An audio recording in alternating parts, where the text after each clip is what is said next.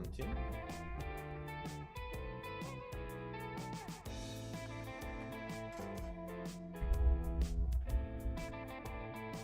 That looks like it should be good. Go ahead and bring things live. Hello everyone, I hope you're doing well. Sorry we're a little late getting started today. There was a lot of extra noise just outside my apartment, and I wanted to make sure that when I went live, there wasn't all that noise competing, in the background. So, there's a city project being worked on for some of the stuff nearby, and they call it quits as much as we can with all of our support spells and get it to grow so that way it just keeps being this big double striking threat to kill off our opponent. Now, there is a card I'm missing for my deck, which if you're going to play this, I highly recommend, which is March of the Swirling Mist. And if you're not sure what that does, it's a spend a blue X, phase out X targets, and I believe that is going to be a big card to see missing from our gameplay here. So, to go over our whole deck idea, like I mentioned, we are going to be using Luminary Virtuoso. So whenever we target this, it will connive. So we'll get a draw, and then we get a discard. If we discard a non-land card, you'll get a +1/+1 counter. We pair this up with cards like Homestead Courage to help give it, cheap +1/+1 counters, and we'll get the connive triggers. But we also have cards like Slip Out the Back to help protect it, also get a connive trigger. We can use UC Guard approach to give it Hexproof to protect it from other removal options. We can also use this to tap down creatures that are going to be used to try to block us. We have Security Bypass. That way we can make our creature unblockable. And whenever we deal damage to the opponent, it will connive. And so this being on a double striking creature means that it will hit once in the first strike phase, connive, we draw this card, and then we hit again and get a draw this card. So we could potentially make that second strike hit for even more damage. Other creatures we're trying to use, we're going with Ledger Shredder, Clever Luminancer, Delver's Secrets, and I'm trying just a 2-of on the Fairy Vandal here, because we do a little extra card draw, and I figure with this being a 1/2 flying flash body, it's not a bad thing to use in this deck, and want to give it a try. Now, we don't have cards that just directly give us card draw. It's kind of indirect card draw because of Ledger Shredder, Bypass, and Virtuoso. We have to target this with a spell to get the card draw. So, I'm not 100% sure Fairy Vandal is going to work with our deck, but I want to give it a try.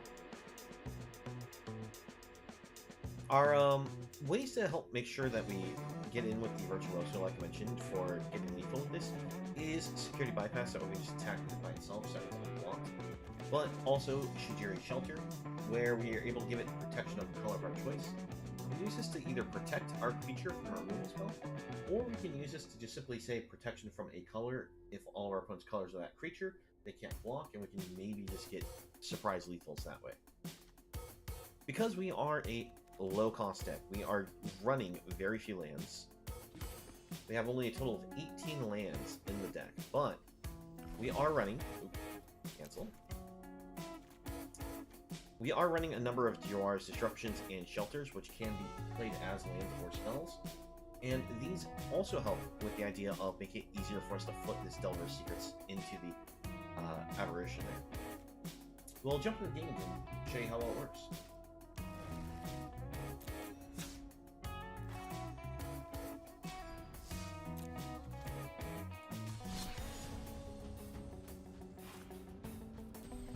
Alright, in the ranked queue, grab our Virtuoso deck.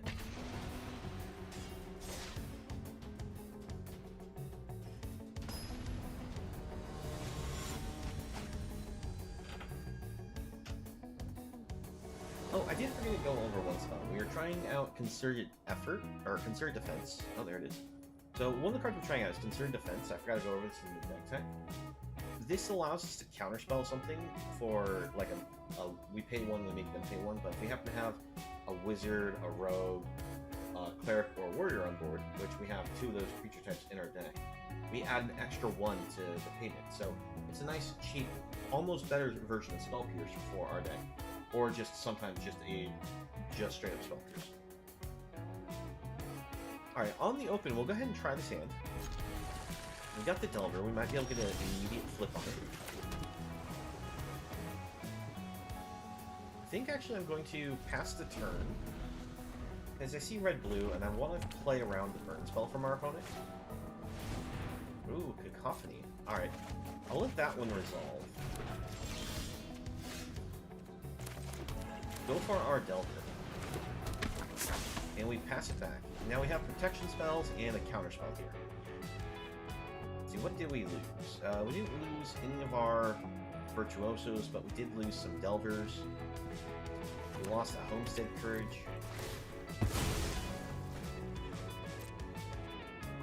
But we're definitely against red-blue mill here. Alright, unfortunately we cannot reveal that card. So we still have a 1-1, but Luminancer allows us to potentially chain a bunch of spells and do a lot of damage. We will go for the concerted defense here. Counter that Toxicity Slapper, because that will just destroy our deck.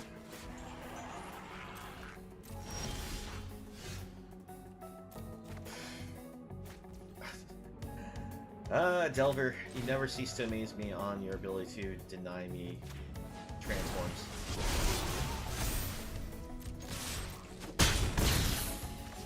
Okay, we'll just pass it back to the opponent. We're going to hold up Dwarf's Disruption, because if they go for the...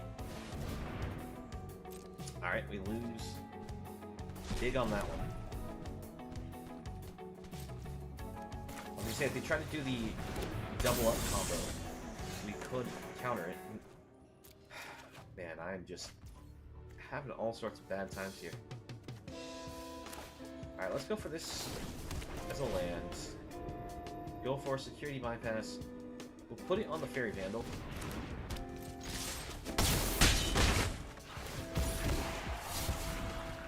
Alright, we'll discard a Disruption.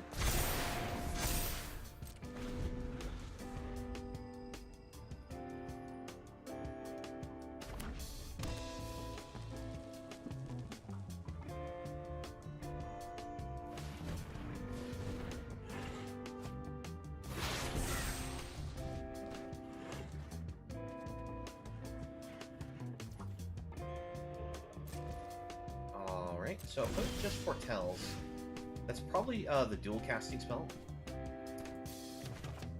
Alright, we still fail to set up lands, or not lands, but set up a spell for this Delver here.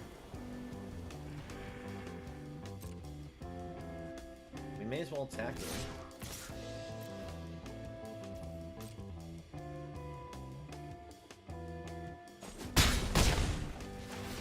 If they resolve another Toxicity's Laughter, we are just done here, though. Unless we can get something else that allows us to counterspell. I think we'll just discard this. That's how we get the grow.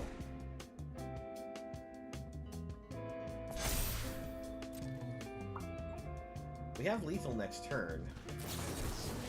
So it's a big question of, does our opponent have a Toxicity's Laughter to end the game? With 18 cards left, it does have to be Hideous Laughter, not be the other spell.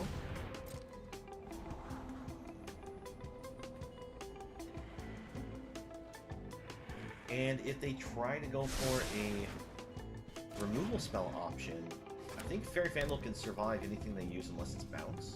And we just use Slip Out the bounce, Slip Out the back to protect the Vandal.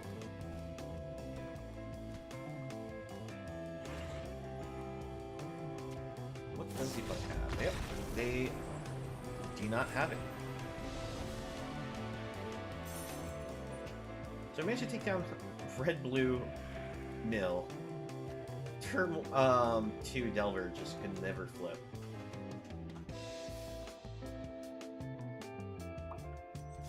I have this deck stacked with instants and source, all instants, and we just could not get it to flip.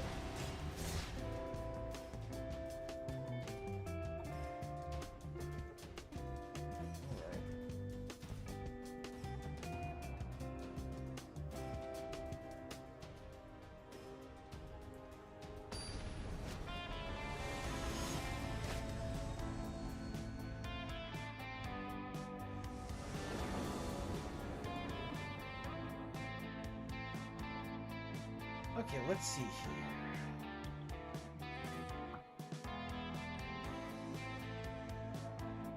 I think this one's a key. We'll risk the turn 1 Delver here.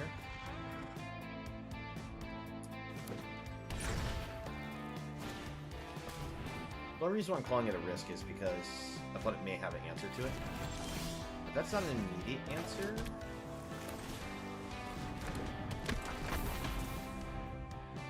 So we can use Guard Approach to protect it. Decline.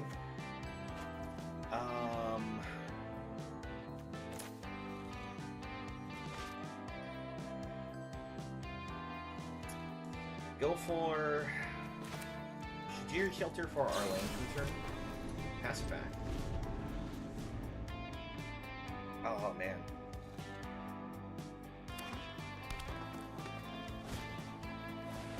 I'm kind of wondering at this point, like, do I ever get to see a Delver of the Secrets transform?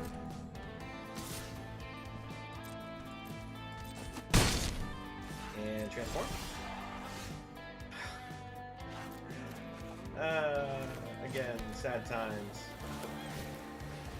I always have sad Delvers.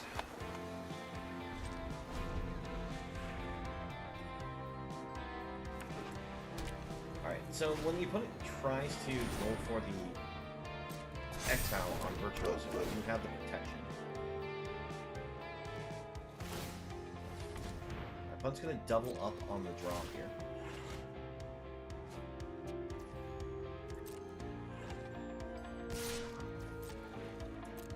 No blocks.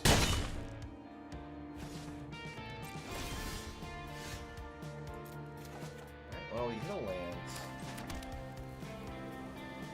Guess we'll go for the bypass. Get an attack in with Virtuoso. Get some card draw. Discard one of these. Go for our Homestead Purge. Discard Luminancer. At this point, all I have to do is make sure is to keep up a protection spell for this Virtuoso. And this point I'm just gonna probably discard a land here. Yep. Alright. We're already representing lethal to the opponent next turn, and this coming down is not enough to stop us.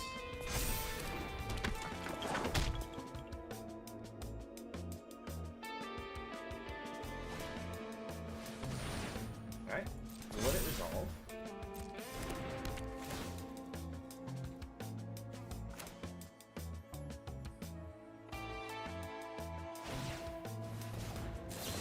We'll play this. Target creature we control gains Expert. Discard Ledger Center. At this point, the opponent can't even pressure an attack against us. And we represent a lethal that they can't block. So, good game, opponent. We'll still block it.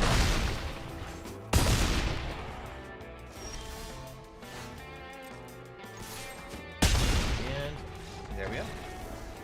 I wasn't even going to waste opponent's time by doing the Homestead Purge. I was just going to go ahead and send the damage.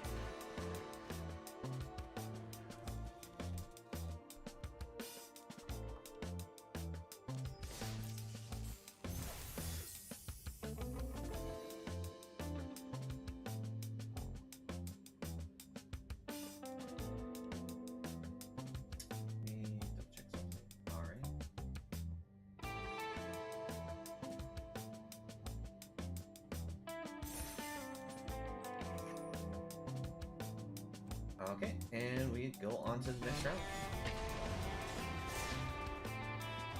After this, there's actually some, I was thinking about doing, which was just showing off a couple of the new cards that were spoiled for Dominaria. I figure we can do one or two cards and we can jump back to the games. Kind of like how we did last night. That way we can maybe ponder about some of the new cards and how they might be really amazing. And the releases on today, there were some really strong cards. Alright, on the open, this is a mulligan. We have no creatures. We keep this one. I will send...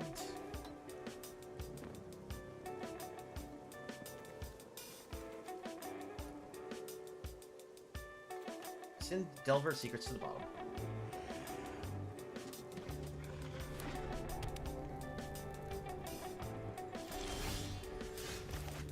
There we go, lands. Go for Delver. Might be a mirror match here. Or it could just be control we're playing against.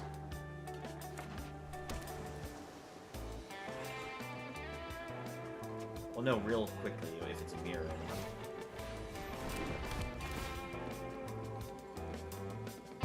That could be both decks. Go for the Ledger Trigger.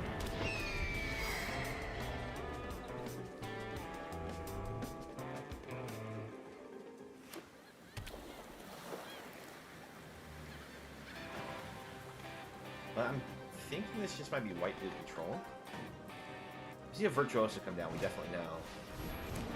Genius. Okay, this is different than I was thinking it was. So...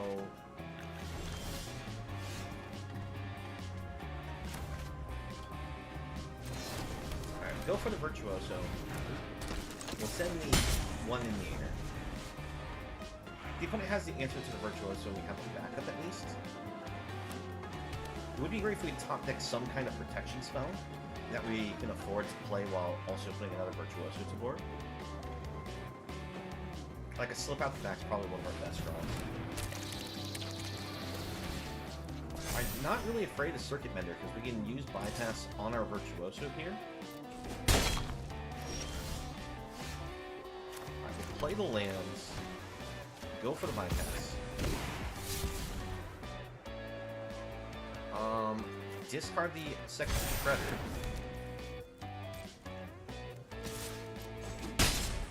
Primary thing, we're just looking for something to protect our creature with. I'll discard that. Alright, that's actually what we were looking for, so I'll discard a Virtuoso here. And we'll pass it back.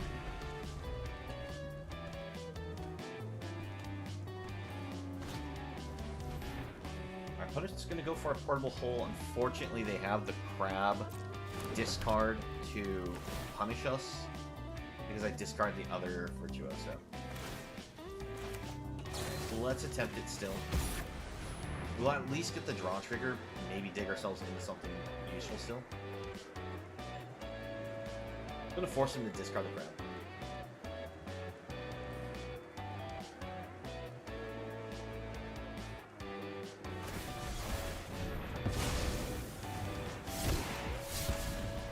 Discard the land.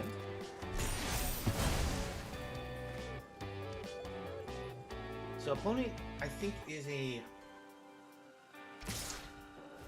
They're an interesting deck. I'm not entirely sure what all they are. To be able to be honest.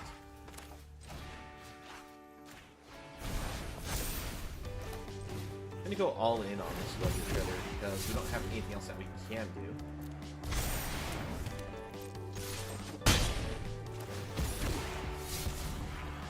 We'll hold on to the slip out the back. Hope they don't have more counterspell action that they can use with a removal. But I think they're just this like white-blue artifact deck that probably runs Tezzeret.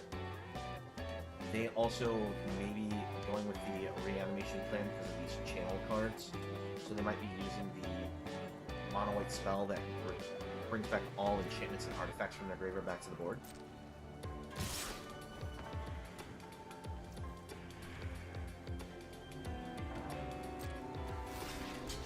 Block here. If we have to try to go for a Ganjo, we can just slip out the back.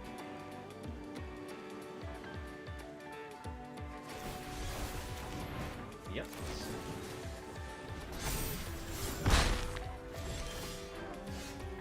Alright, we send the damage. Alright, not exactly what we were hoping for, but we'll take it.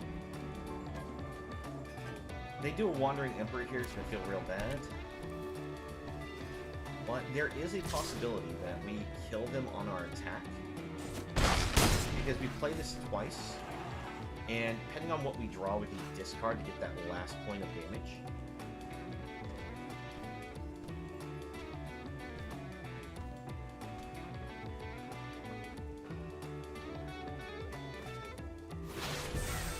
That could be a Sot coming, or it could be the draw spell. Homestead Courage. If they counterspell this, it's fine, because we can just play it still again.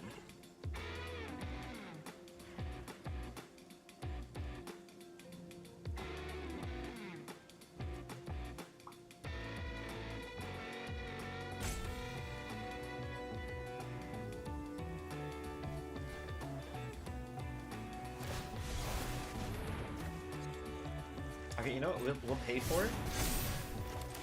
And we're going to gamble, see if we can get a non-creature, or a non-lands. There we go, and that's lethal. Good game, opponent. That was a Doomscar. Oh, that would have been real bad. Yeah, if they just cast that Doomscar, accepted that the loss on their board, they would have definitely made things really bad for us there.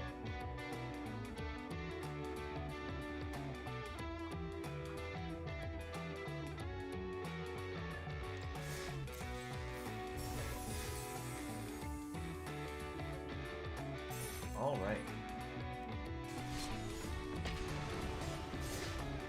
Is that like 3 and 0 for us? Actually, let me double check. Oh, I don't have my tracker up. Give me 1 second.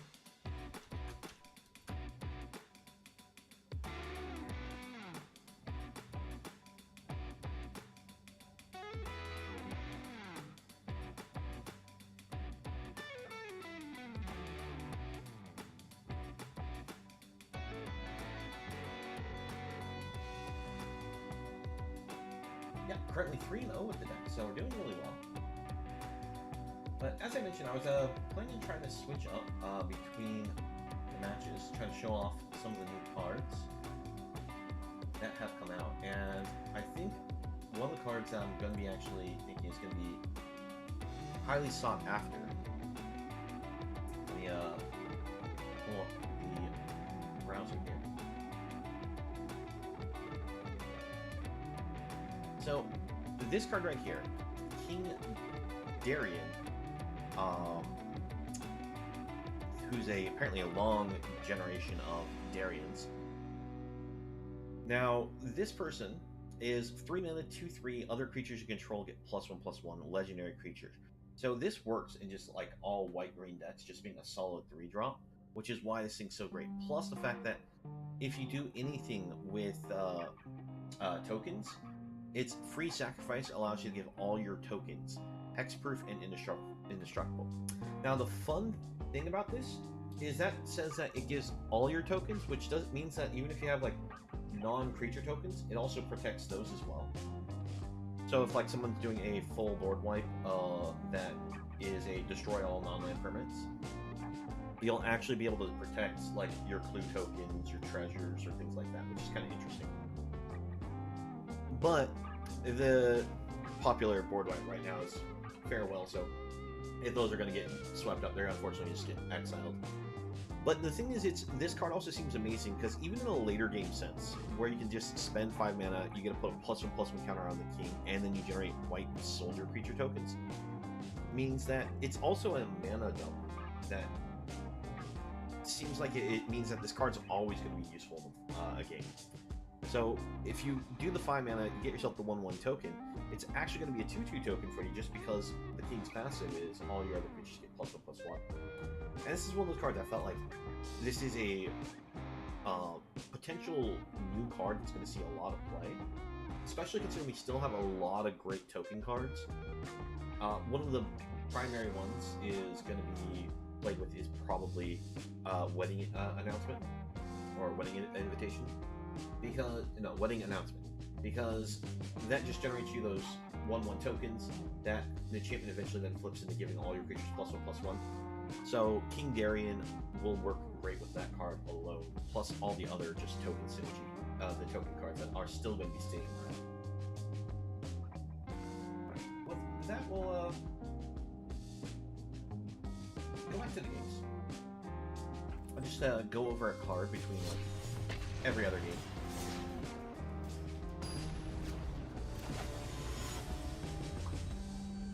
You have anything you want to like discuss about cards? I'm more than willing to talk about them, because that's part of the reason why I was like wanting to show some of them off, is because there's a lot of interesting cards coming out.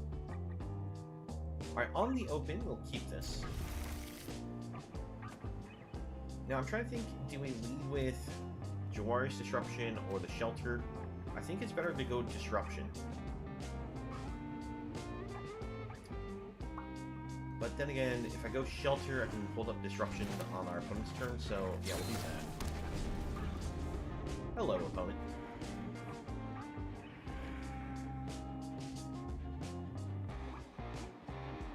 Because I don't plan on running Virtuoso out immediately, unless I feel safe enough that we're against like colors that I'm not expecting a kill spell that's going to be able to hit it right away. Because it's going to be better for us to play it out, hold up a slip out. Alright, we're just going to land past, hold up Jawari's Disruption.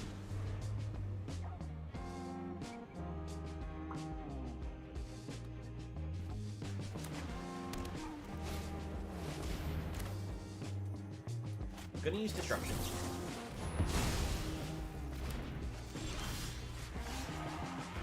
Bring this out on blue.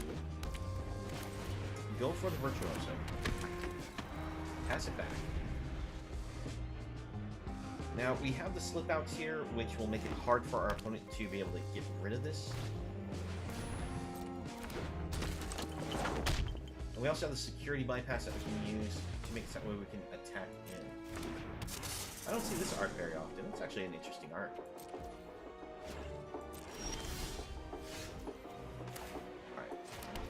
Gonna go for things like this. We'll discard the land. It doesn't grow Virtuoso, so I could have maybe discarded Homestead Courage. That would be better. No, I think I actually will do that. Discard the Courage. Discard Delver at this point. And it'll be the opponent's turn. Considering we have multiple slip outs, it's going to be hard for our opponent to answer this Virtuoso. Alright, another Weaver for our opponent. When we go for the Homestead Courage during our turn, it'll give us Vigilance, so we should be able to block with it.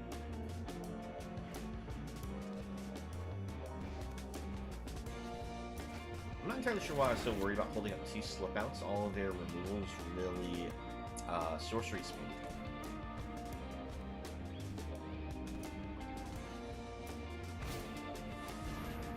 Alright, Scary Companion for our opponent. Let's see, if I were to actually use the slip outs. If I use slip out right now, I bring this up to a 4/4 guarantee. Possibly a 5/5 if I choose to discard this. Then, if I use Homestead Courage, that'd be a 6, possible 7.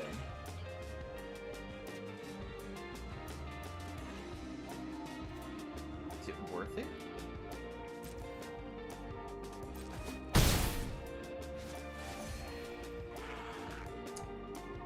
No, I think I'll play it safer. Too many slip outs now. Definitely gonna play the Plains.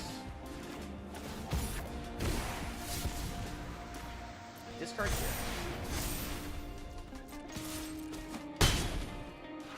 Kinda want another body to put on the board just to act as a blocker.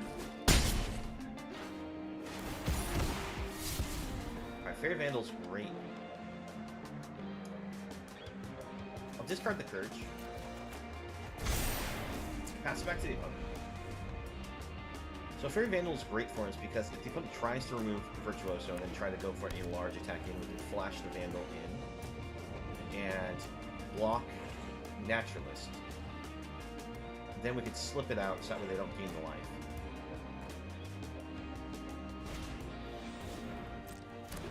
Okay. Visitor for our opponent. Another visitor. That's dangerous. Alright, Hollowed Haunting could give all their creatures flying. But they're missing an enchantment. But the flying isn't relevant right now. Well, I guess it would be relevant, because then I could swing past Virtuoso. Virtuoso's already representing lethal here, so yeah, we'll give him the GG.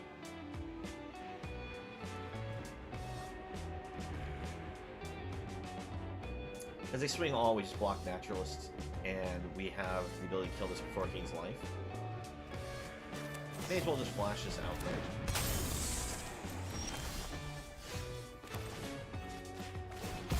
Just to really drive in the... We have the match here. And we don't attack all, because then they can block.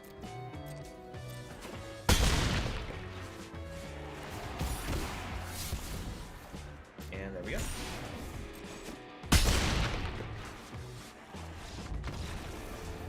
So the deck is running very well. The crazy thing is, almost everything in... Oh, that also pushes the Mythic. The other thing that's crazy about this deck is, the only thing we're going to be losing is the Shijiri's Shelter and the Jawari's Disruption as, like, real cards that'll affect the build. But otherwise, we're not really losing anything else out of this deck. But alright, we're in the Mythic.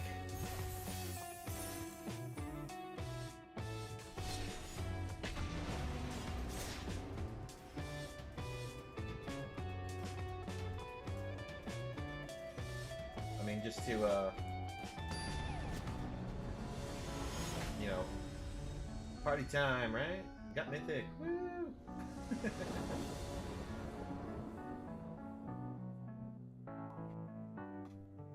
Alright, on the open for this hand, I think we have a pretty keepable hand here.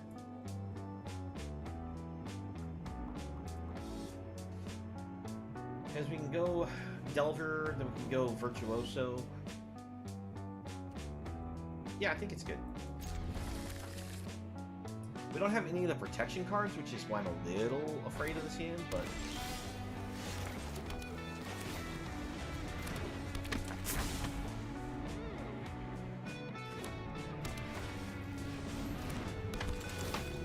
Yep.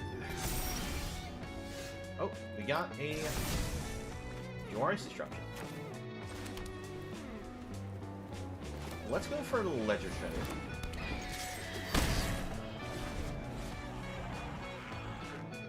Decided to go for Ledger Shredder instead of going for Virtuoso because it's... If they have the burn spell to get rid of it, I'd rather them target that.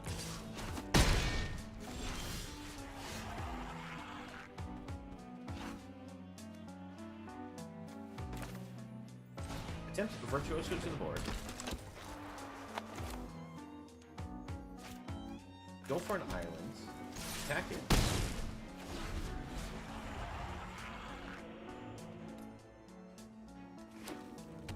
Can we get a white source off the top, which would be bad, because then we can play double Homestead Courage. We take a big hit here. Oh, there we go. Homestead Courage. At this point, I'll discard backup Virtuoso. Play another Courage. Discard this Homestead Courage.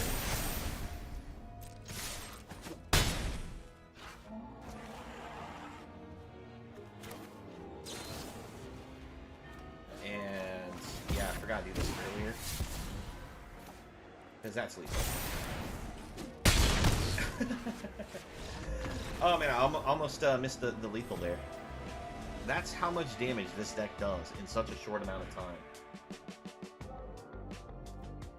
Because we just played this out and built it up all in one turn to swing a lethal there.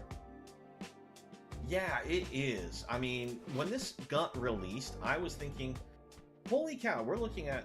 Let me just hit a new printable card here. We're looking at a 2-drop that's a 1/1 double striker. That already itself is a decent stat line. And then you give it the ability that whenever you target it, it can develop its own +1/+1 counters. There's no way this card isn't going to see play.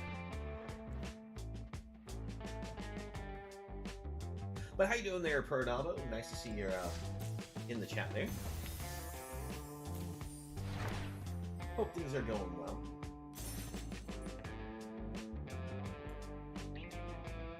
Okay, let's see. Like I said, we'll switch it up. We just played a couple games. We'll go ahead and take a look at another card that has been revealed. Now, we just went over King Darien here, which I think is a great card. Actually, I'm not running Boon of Safety in the deck. It is a good card, but I went with a couple other options instead. I'll show you the whole deck list again in a second. But we're doing well here. I mean, we just broke Mythic. That's a good reason to, you know, be feeling well. But all right, so one of the new cards that's going to be coming out is this card called Danitha the Benelia's Hope. Yeah, Danitha Benelia's Hope. So for 5 mana, get a first strike Vigilant Lifelink legendary creature that when it enters the battlefield, we may put an aura or an equipment card from our hand or graveyard onto the battlefield attached to Danitha. And I think that this is kind of an interesting card. I don't think this is going to see much play competitively in Standard, but I don't think it's something to, you know, right out just assume that it's not going to be impactful at all, because having all those keywords on a 4/4 body, even if it's 5 mana, is a very powerful card. And if you do decide to go with some kind of aura or equipment in your deck, having it auto-equip from hand or graveyard means this actually could be a really cool card. And one of the cards I was thinking that would actually work well with this, right off the top of my head, is there is a 1-cost equipment that if you attach it to a creature for 2 mana, or is it 1 mana, it will give it +2/+0, and then if it dies, you exile it. And then all cards exiled by the artifact grant all those keywords to other cards. So that means if we have the Benelia's Hope ever equipped with that, and the Hope dies, we'll still get the ability to imprint First Strike Vigilance Lifelink onto a extra +2 power to any of our creatures. So I think that's actually a reason to say that this actually has potential and is actually not a bad card against any aggro deck or maybe burn deck that's going to be coming out, because it's got that 4 toughness, so it's a little hard to just straight out burn off. But it's also got the lifelink with Vigilance First Strike, means that it's going to get you your life back and allow you to make it hard for the opponent to actually defend against this. And you also are able to stay on the defense while being aggressive. So I think this is a card that could see play, and I think is going to be interesting. All right. Well, let's go ahead and go back to our games.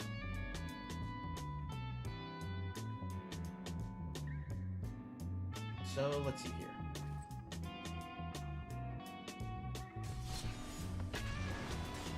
But yeah, no, the Virtuoso deck, we've only played a couple games with it so far. And we're already 5-0. Some really good performance by the deck already. Alright, I think this one, even though we have Luminancer, we don't have any like the +1/+1 counter generation spells other than Slip Out. I think this one's gonna be a mulligan. Alright, I like this one a lot better because we have other cards here to support, so we'll keep it.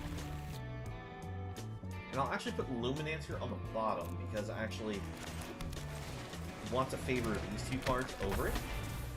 I don't want to give up the land because we do run pretty light on the land. Ooh, there we go. We got an immediate transform here. I'm going to go for the Courage. This allows us to hold up Slip Out.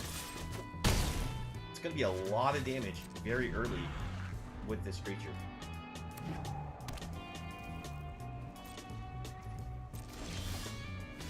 Alright, let's go for this on blue. Go for Ledger Shredder.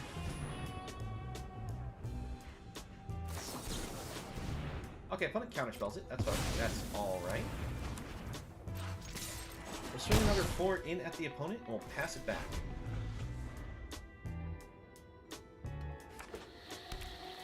I didn't want to go for the Homestead's Courage right away, because if they have the Dragon's Fire, that card in particular has Warlock, because it could reveal a dragon and been able to get rid of the Aberration. Now, I'm kind of going all in on this. It's a little reckless. Especially considering we don't hold up the mana for the Slip Out that we draw here, but... yeah, that's enough to force the opponent to scoop. I mainly wanted to do that. Go all in on it, because it forced the opponent to have like 2 Dragon's Fires to remove this from the board. And I felt that was our safest play. Thank you very much, Paradapa.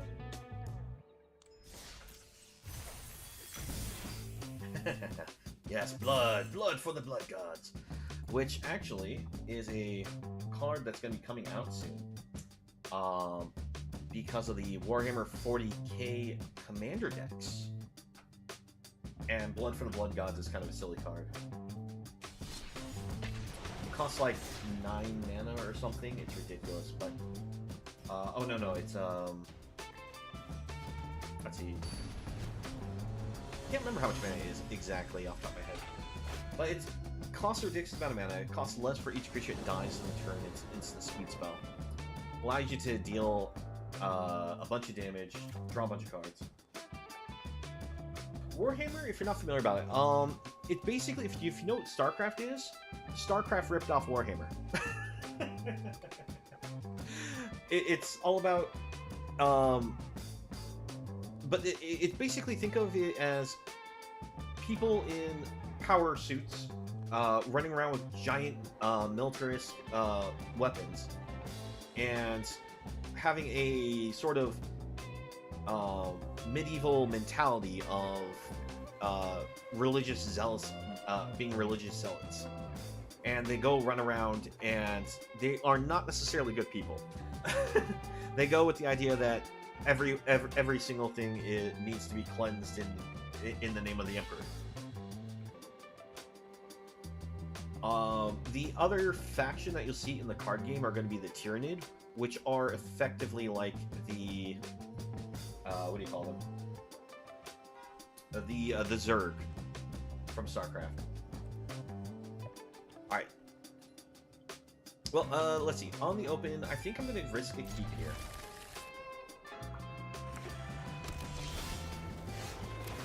I say a risk of a keep because this is our only threat.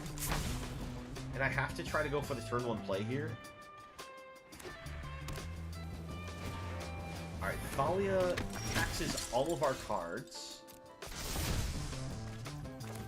Which means next turn they could potentially play a werewolf, take it off the board, and we don't have a way to protect it because we drew all the spell lands. Please don't touch it. Okay. That's fine-ish. It's still bad for us. Alright, we'll go for this. I'm going to... let's see, if we go for Homestead Courage, we can then potentially use this as a blocker. But if they play out one of those werewolves, no, we don't do that. We just attack in. I'm holding up the protection spells. Alright, opponent's going to combat. We're going to get hit hard.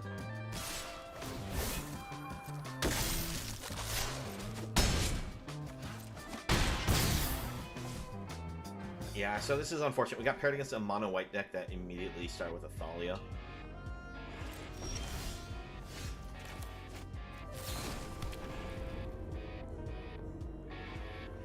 Alright, I'm gonna have to pass it back to the opponent. We're gonna have to play defense here.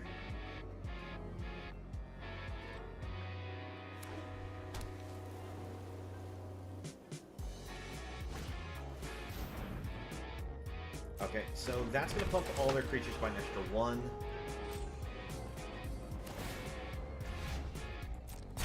How are they going to do this? I think we use UC Guard approach, tap down the Thalia. That way it can't attack in. I think this is unfortunately going to be the one we lose, because Thalia is something we don't have an answer to. And we are just too low, and I can't just use that as a blocker. So, yeah. They get that one. I had to try to play around them having the werewolf, or even the other 3 drop that exile something. And it threw off everything, considering every one of our 1-cost, 2-cost spells costs an extra 1, so could not hold up mana for protection.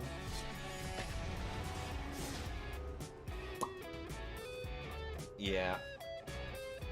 That's the way it goes sometimes.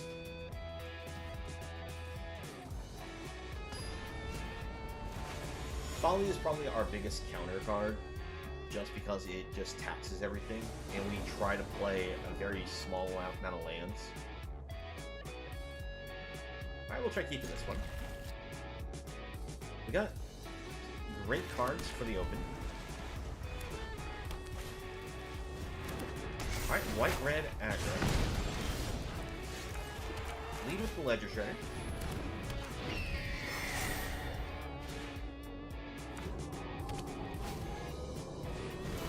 Again, a turn 2 Aspirant. Oh, man. Alright, we're gonna go Delver. Go for the Homestead first. Discard secondary Shredder here.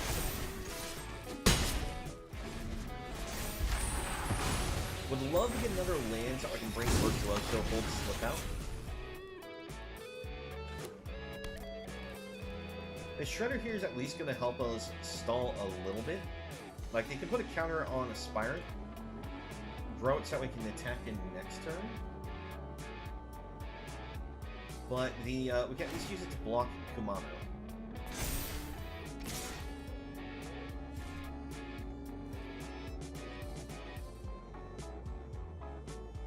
We'll take the 4.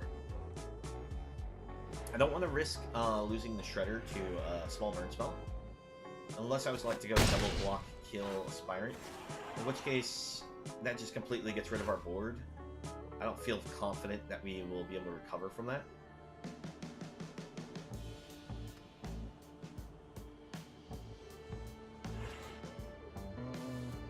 Really hoping to draw another land. It doesn't matter what color it is, just another land.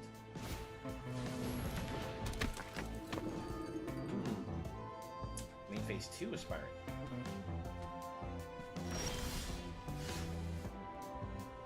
Alright, well, we do get the land, so it does mean this doesn't transform. Go with this on blue. Bring down Virtuoso.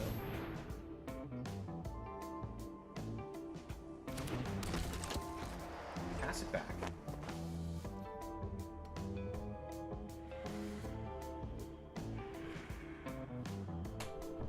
Yeah, I'm just gonna go for the burn spell. We get a lot of triggers here. We'll discard this. Discard backup Virtuoso. So we have ourselves some pretty big bodies here. I probably should not have discarded the bypass in all honesty.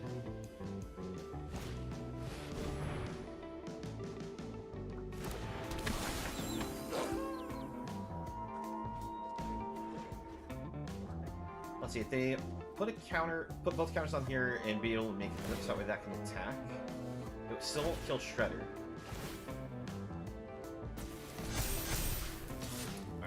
Sacrifice Delver and a block.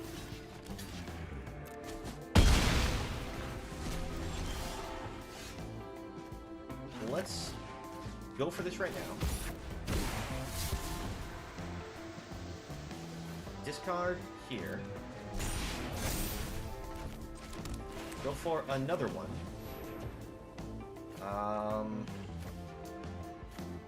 I'll do them like this. Discard Luminancer. Discard land.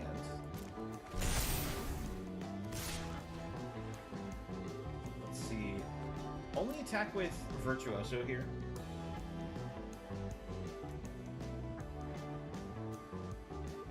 It's 10 damage coming at the opponent. We'll probably get them to chunk block with like etchings here.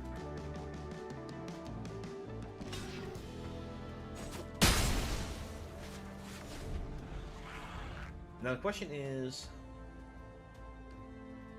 probably this is a dead card to us, and we'll probably end up discarding it. The reason why I think it's going to be a dead card is I'm more worried about the creatures resolving than their spells. But it basically, because we have the rogue here, it basically it's a spell pierce.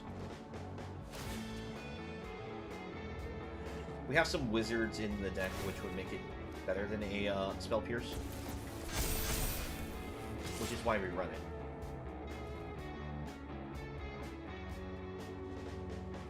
No locks.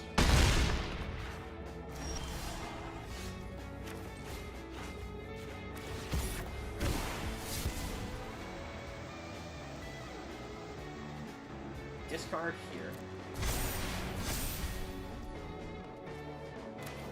Play Luminancer. Discard the extra land. Attack.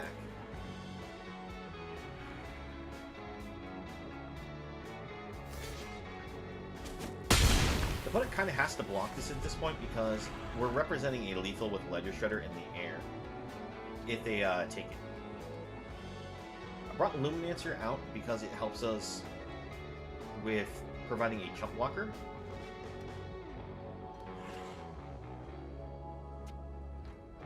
We can use this to kill Luminarch Aspirant if they put another counter on it.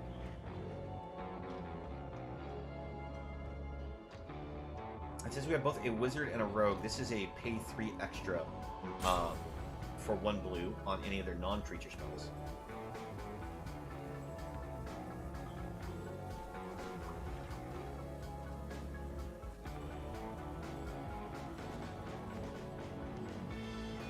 What do you have, opponent?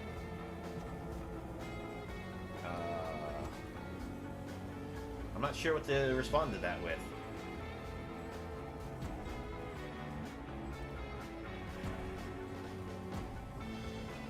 Well, we'll offer him a cheers. Okay, that's fine. We could have counterspelled that. We'll discard the land.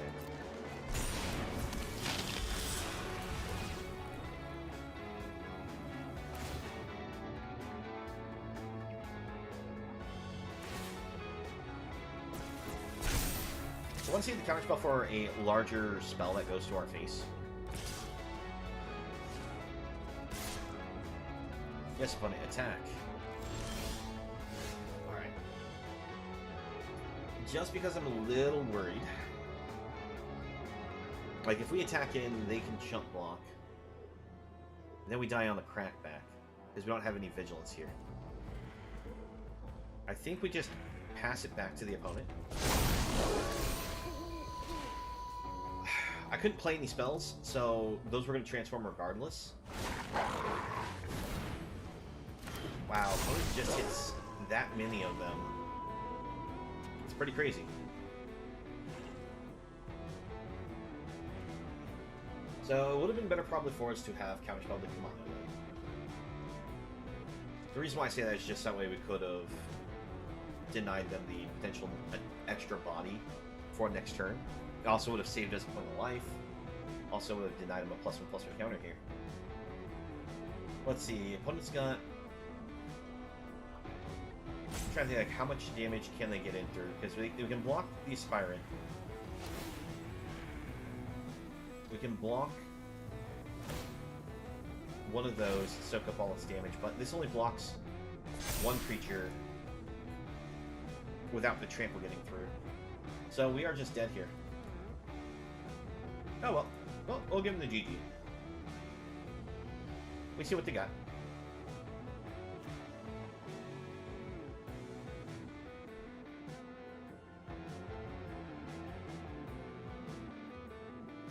Because they send it all, I think we're dead, right? If I did my math correctly, because we can block... Yeah, we're just dead. But we'll still offer the blocks, like, you know, we're trying to survive here.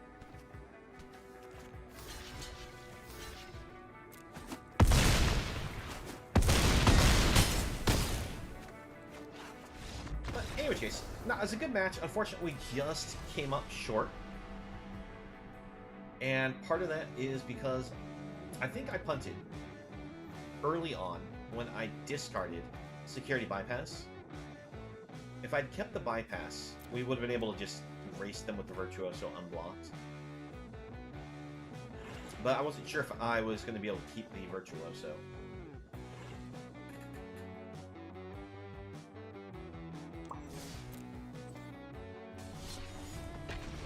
Alright. That is, unfortunately, our first loss, our second loss from that.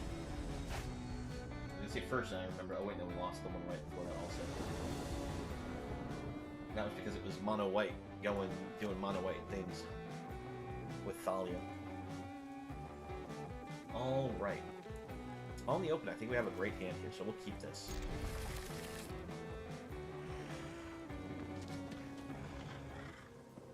Now, let's see, do we go with the Luminancer first turn, or do we go with the Delver? I think I'm going to go for the turn 1 Delver.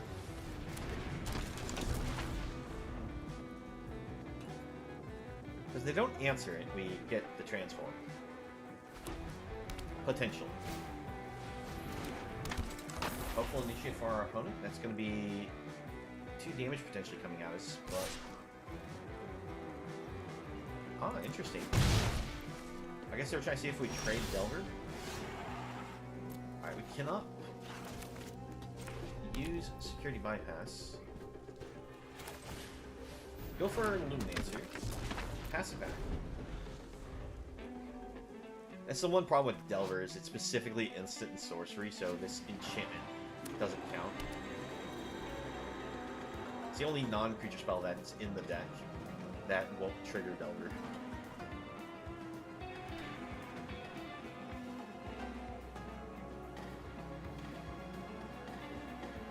Our most optimal draw right now is a slip out the back to protect our Virtuoso.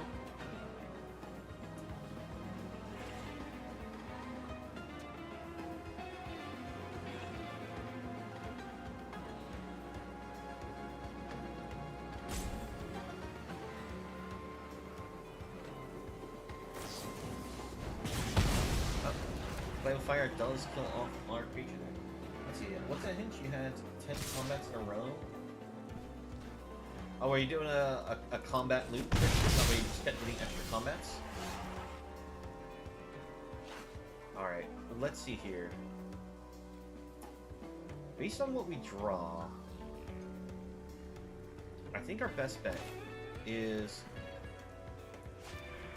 play this on white. Go for our Homestead Courage. And attack in. And pass.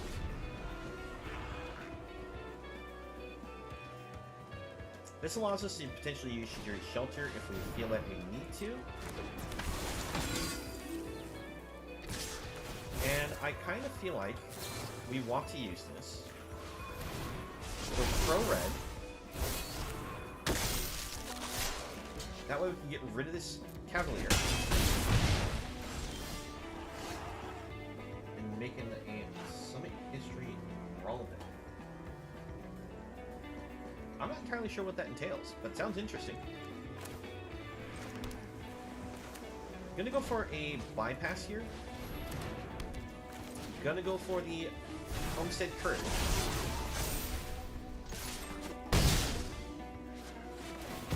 see what we get. Unfortunately, it's just more land. Oh man, we're flooding in a deck that has only 18 basic lands.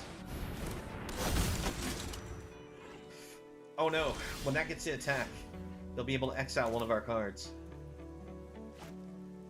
Well, thankfully we have Slip Out the back here. I'm gonna hold that in hand. Go for Virtuoso.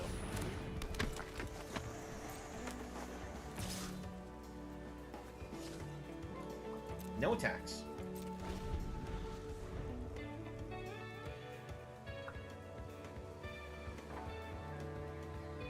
So let's see what the opponent does here. Alright, another Cavalier. So they can attack with everything. That's going to train. Alright, where's your target?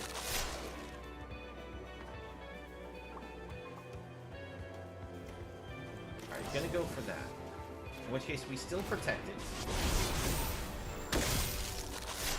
Take a hit. Unfortunately, we got a bad draw there. Alright, Shelter helps us. We will discard the land. This way we have a counterspell and Shijiri Shelter to help us out. Fortunately, I think we're dead based off the amount of power our opponent has here.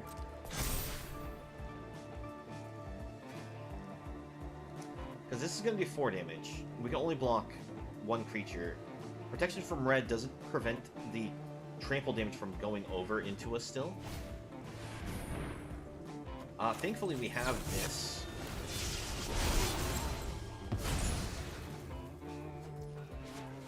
But we're still just dead here.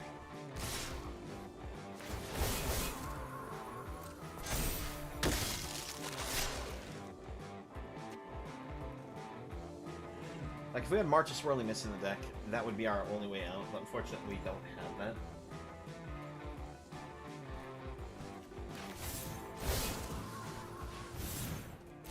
Oh well, let's see how much we can do here. I'm gonna kill off the Cavalier. We're still dead, but...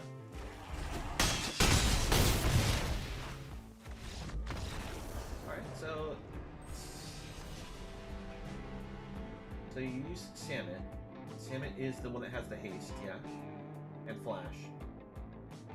I mean, she doesn't have haste, but she has Flash, Double Strike, Vigilance. Then other creatures you control have haste, untap another creature. Alright. I vaguely remember this card. Let's go ahead and see which one it was exactly.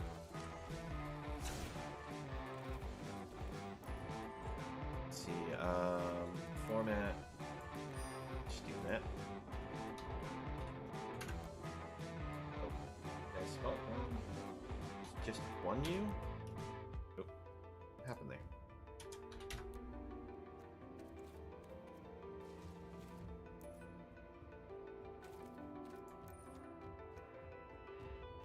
Yeah, this one. Okay, so, yes, Double Strike, Vigilance, Haste, other creatures you control have haste. You are probably then using the creature that when it attacks, you exert it. That allows you to untap all your other creatures, get an extra combat. Because you use that with Combat Celebrant. Okay.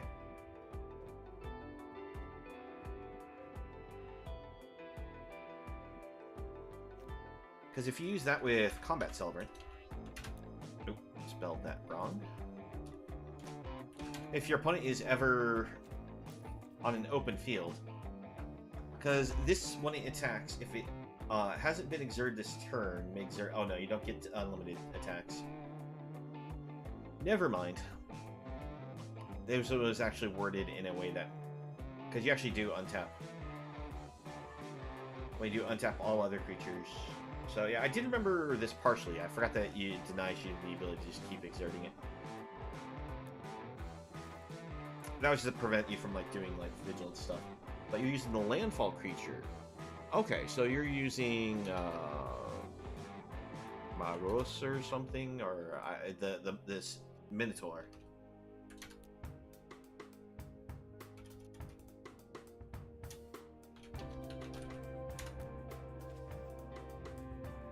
Marog, the Fury of Occam. And then, if you do that, you could then use Sword of the Animus. Because then if any of your creatures manages to get in that has a Sword of Animus, it'll cause you to search your deck for land, put it into play, which will give you a landfall, which will give you more combats. Let's see, whenever a land enters battlefield under your control, if it's your main phase, there's an additional combat phase after this. At the beginning of combat, untap all attacking creatures. Okay. Did I start guessing it correctly now?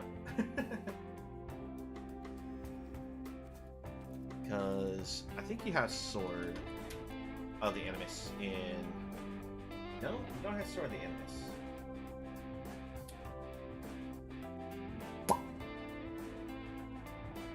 Well, that is a combo that you could have done. Let's see, what's this one do?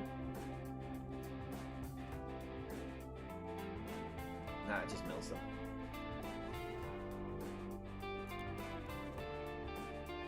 Wait, why don't we have Sword of the Animus? How old is Sword of the Animus?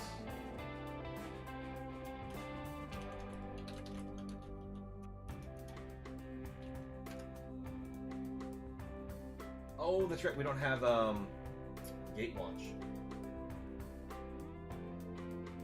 or Magic Origins. Actually, I mean, we don't have we're basically just slightly ahead of those cards I was mentioning. So what's the third card to this combo then? I'm like guessing cards and I'm like coming up short on like what works on Arena.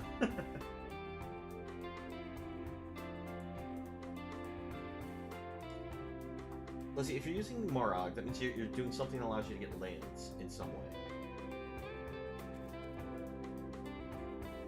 And being able to put them onto the board to get extra combats.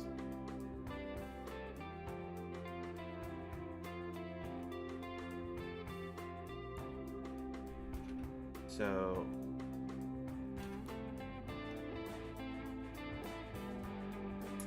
yeah, because this is... Double Strike, Vigilance, Haste, other creatures control haste, then you can untap another target creature. Morog will allow you to untap this. So, are you using a creature that allows you to just search for a land and throw it into play that has an activate on it?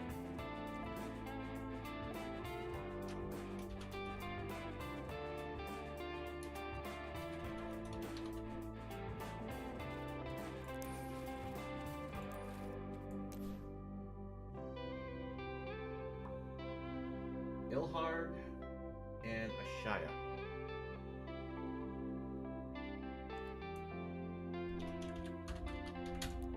Oh, I forgot. Ilhard's got that dash in it.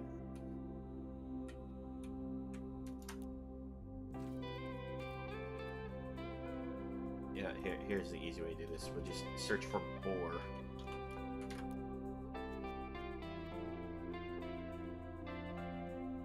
I'm just trying to remember how this one works. Does this returns the card at the end step, right? Return that creature to your hand at the beginning of the next end step.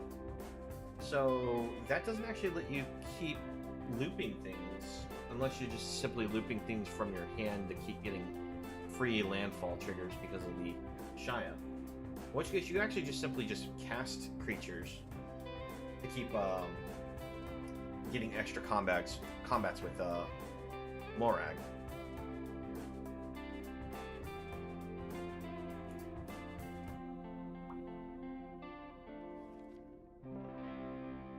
Because I know how Ashaya works. Ashaya just makes it so all your creatures when they enter the battlefield count as lands. I guess you could just run Grinning Ignis with that as well then.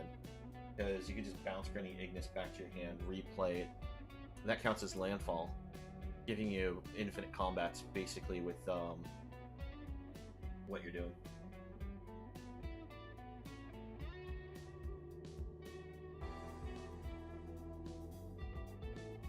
But no, it sounds like a really cool combo. So yeah, I mean, Actually, here, I'll just throw it all into the deck, the cards that we were mentioning, so that way we can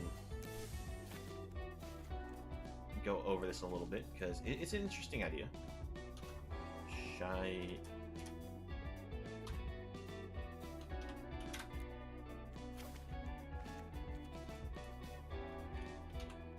I think it's spelled like that for Morag, right? No?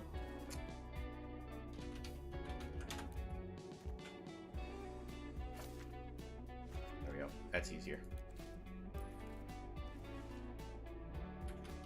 Samus.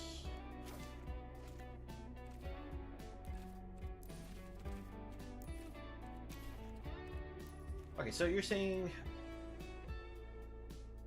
these were the 4 cards that you had that looped a infinite combo. I think you actually had to have had something that bounces back to your hand earlier than end step, but to make this infinite.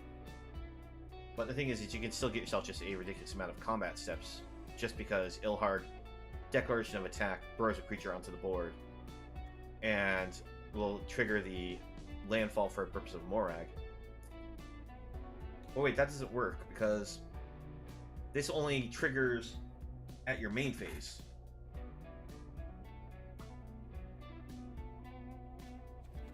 But let's see. Because I was thinking it's like you had something like a Grinning Ignis in this combo here. Because you can just bounce this back for red, get the 3 red to replay it. So you basically go down a red mana every combat. And you'd be able to use Morag to keep giving you the combats because of this with the Shia and Morag. That would actually be a really strong combo. Because it also then pumps all your creatures by an extra 1. Salmon gives all your creatures the haste. So you can actually just surprise your opponent with this. So, I mean, it's an interesting idea.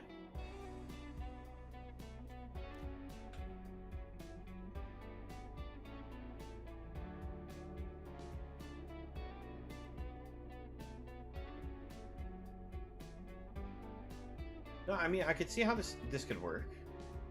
See, how does the untap on this one work? Whenever a land enters battlefield under your control, if it's your main phase, there's an additional combat phase after this phase. At the beginning of that combat, untap all creatures you control. So, yeah, so Ilhard won't trigger Morag with a Shia. That means that you have to have played a creature during the main phase, specifically. But with a Shia, it turns all your things into the ability to play lands.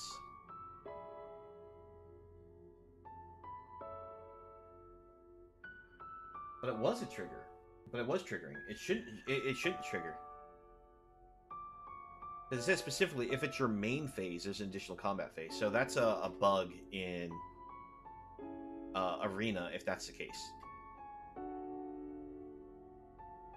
Like, if Ilhard throwing creatures on the board during combat is triggering Morag, it's a bug. That shouldn't happen.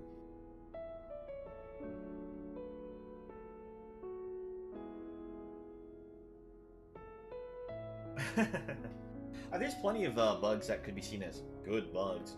For example, the ice, the Kraken, that's snow related. There's actually a bug with it. So if this enters the battlefield and your opponent had something that wasn't tapped, it will still sometimes make it so that way the effect, because how it's worded, so it's when this enters the battlefield, artifacts and creatures target opponent control don't untap during that player's next untap step. So if our opponent was to say have things untapped, they choose to attack with them the turn after and then take an extra turn, so their cards are tapped. Those cards, for some reason, are tapped an extra turn after that, which is what's supposed to happen with Icebreaker Kraken. Icebreaker Kraken, for some reason, is coded that it is until it gets back around to our next turn that the opponent is allowed to untap their creatures. So that's a interesting note of like random bugs in the game. Now I noticed this because I actually played Blue-Green Snow Ramp with Kraken before and witnessed this as people were playing Allrun's Epiphany. And that's how I was able to notice this this bug. And it actually ended up winning me some games because it wasn't interacting properly, so opponent thought they would be able to untap, and they weren't doing it. Well, in which case, I mean, it's a cool combo that you have going there, and I think I might try to borrow your little combo here for a brawl. For one of the brawls that are coming up. Maybe next tournament. I don't know how consistent I'll be able to draw that, but that seems like a pretty cool combo. All right.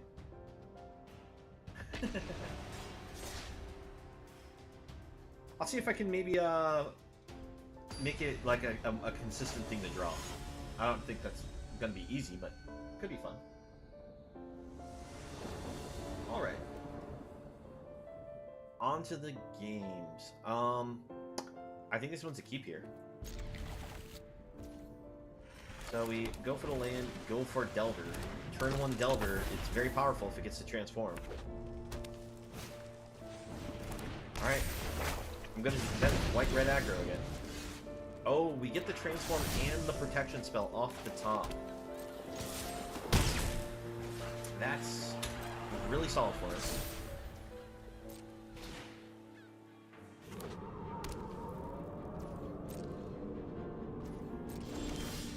Alright, we get an extra land. Go for the Ledger Shredder.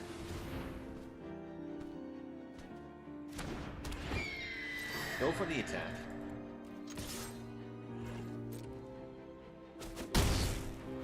And it'll be the opponent's turn.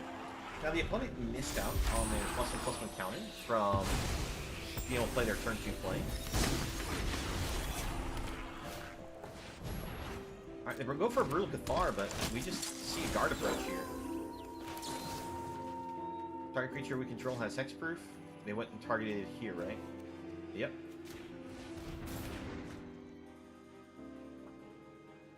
And we can use some Homestead Courage, make sure we play a spell. We will go for the Courage on Ledger Shredder.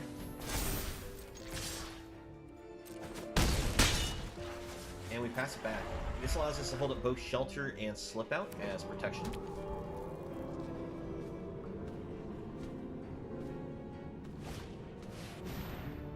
Angel Fire. I'll slip my opponent's creature out. But they scoop it up. So that was actually kind of a fun little thing we were going to do there. We were actually going to use Slip Out on their Brutal Cathar. They'd still get the +1/+1 counter, but they wouldn't get all the extra stats here. And we were looking at, let's see, 3, 4, so we have 5, 6. Then we play another spell. We'd actually be short 1 point of damage from killing our opponent, based off what we see here. Which would have been bad because they could have replayed Angel Fire, but I think we still would have been in a good position against that opponent.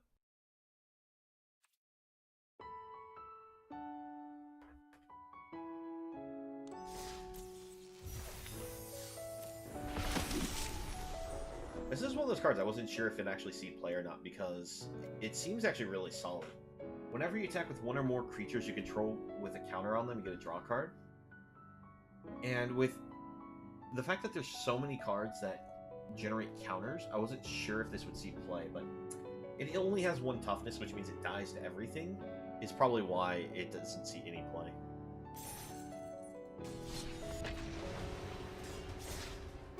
Especially considering we got, like, Virtuoso. And it's like, if you're already playing in white-blue, why go for the slower gameplay?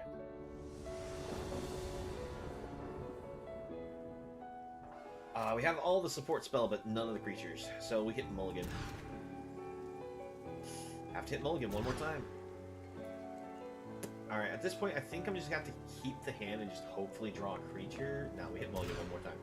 Alright, we keep this. We have all the Delvers.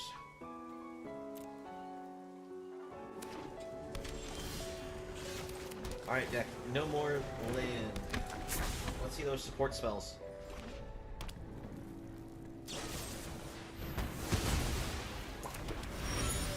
Alright, well, there's the support spell. So if they have another destroy spell like that, we can use defense to protect our Delver here.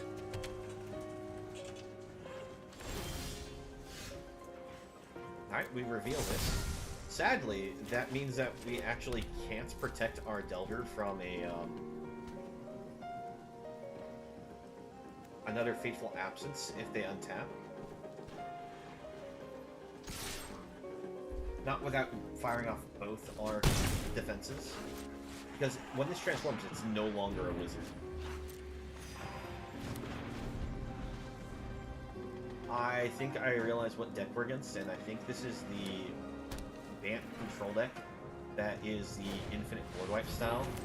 Yep. Well, we'll counterspell that. Sacrifice this draw card. Alright, Shigiri Shelter is not a bad draw. Virtuoso is great. We'll hold the Shelter. Because if the opponent goes for another board wipe, we can use the defense. No, I can't make you resolve Wandering Emperor. That's not good. Well, testing. Now I don't have counterspells for any more board wipe. But I couldn't let them resolve Wandering Emperor because of how strong it was going to be against us.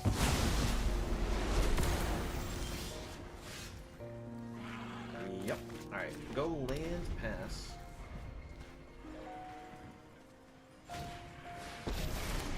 Alright, ready set for our opponent. There's our Gerard's Disruption, unfortunately a bit late. Yep, because we can't counterspell that. They use the plus to give that lifelink actually be more terrifying. May your peace last.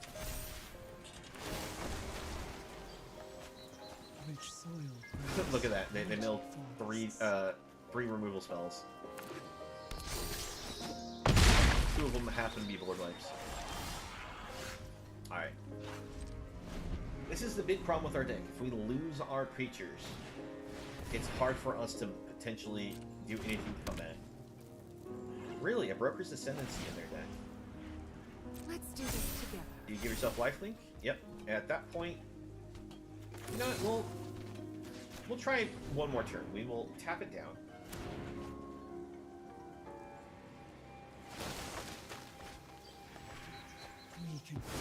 I'm willing to give it another attempt here.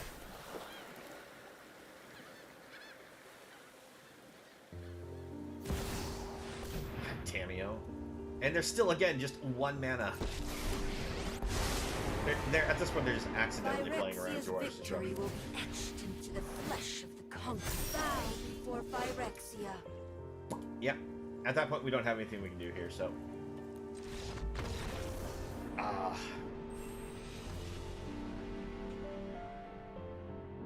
It is a shame, but that's just board wipe deck there.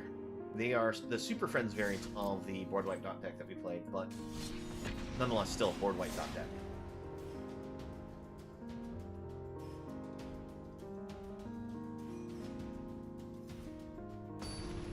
It'll actually be nice when rotation happens because you'll see certain board wipes rotate out, but at the same time, we're not losing some of the key ones that, you know, like we have still so many board wipes that are going to be very powerful in all the colors. Alright.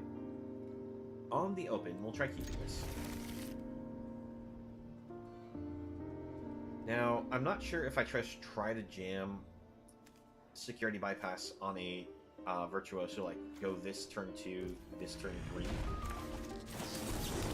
It might just be a little too greedy, but... Oh, person's in blue-green? I think we go for it. Oh, they got red too. That's a shame.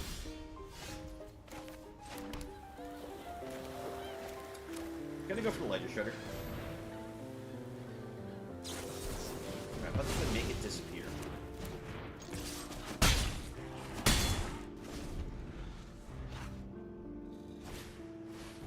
Alright. Just trying to dodge a burn spell for this Virtuoso here.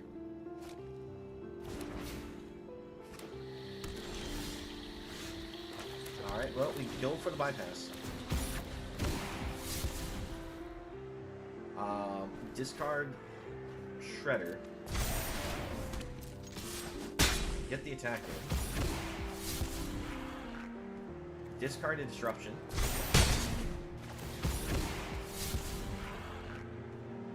Discard the land.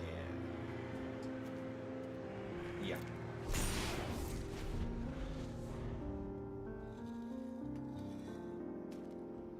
I didn't want to give up the other Virtuoso because they killed this. I want the backup.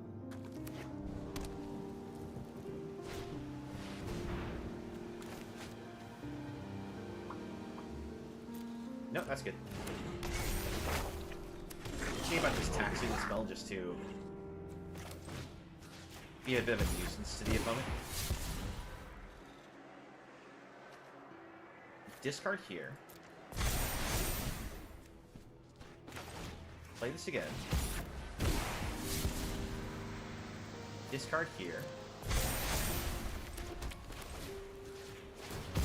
If they don't have a bounce spell, we kill them right now. Actually, shouldn't have played the bypass in all honesty, because we already have him very dead.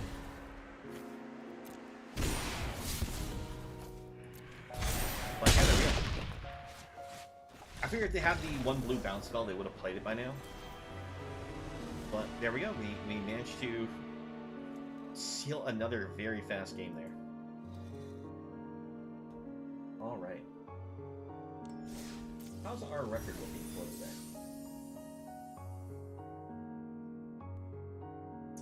Let's see.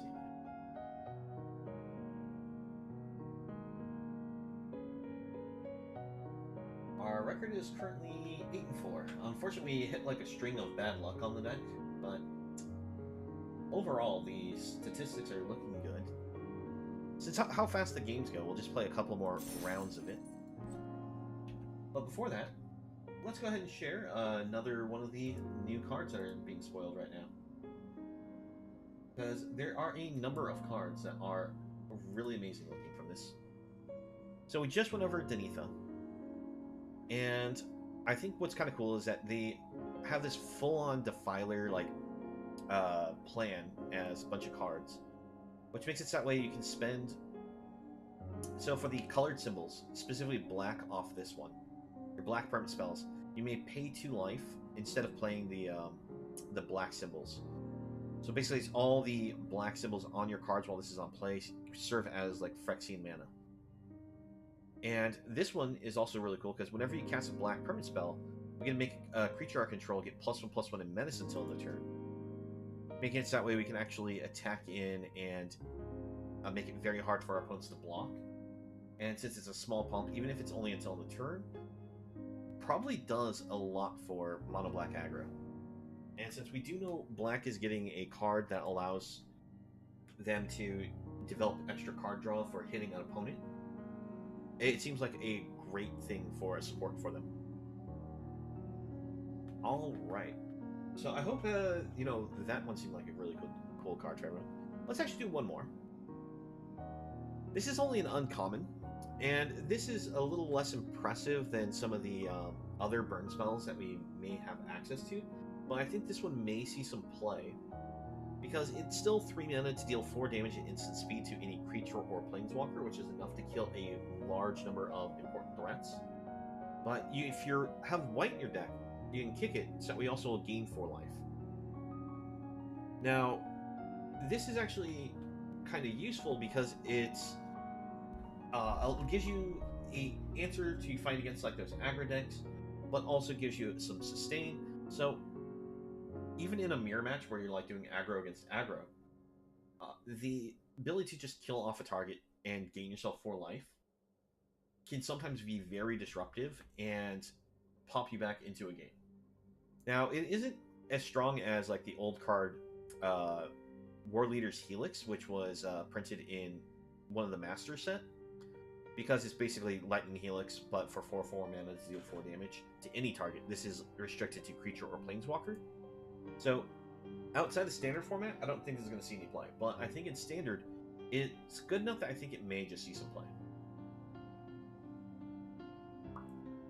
At the very least in the side deck.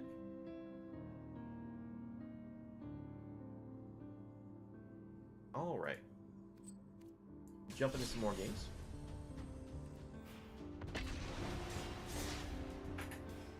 Now I'm going to actually take this one to about 20 games and then we're going to switch off. We're already over halfway through it.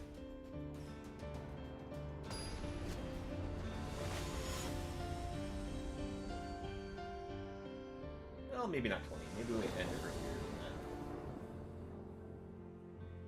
that. Alright, on the open, I actually think this is a keepable hand because we have the Jawari's Disruption that can be played as a land. The Luminancers, I'm thinking, are kind of like a dead card most of the time in this deck. And I might want to consider cutting them. And I think this should maybe just be Spell Pierce, but... because it's just much easier to use then. We'll keep this up.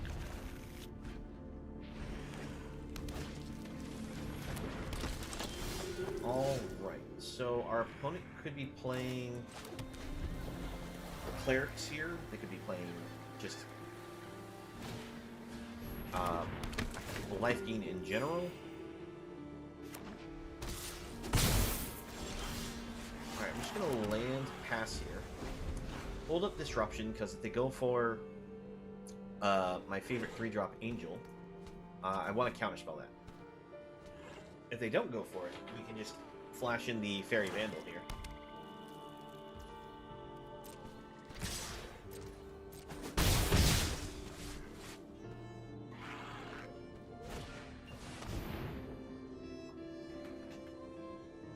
Do I care about the Overseer?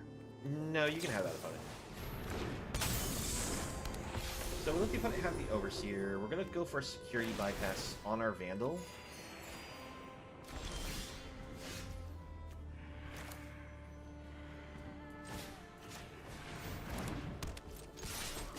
They can't block it. We get a card draw.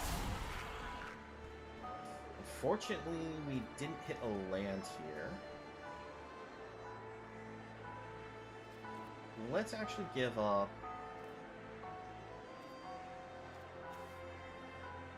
the Luminancer. Play this for our land.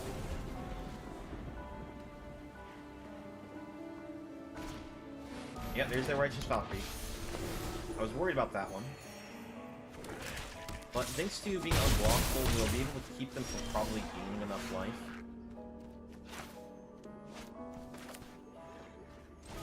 Alright, go for a Delver. Go for Homestead Courage. Attack him.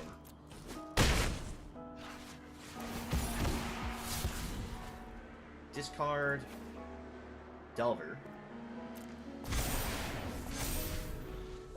Conserved Defense will allow us to counterspell something.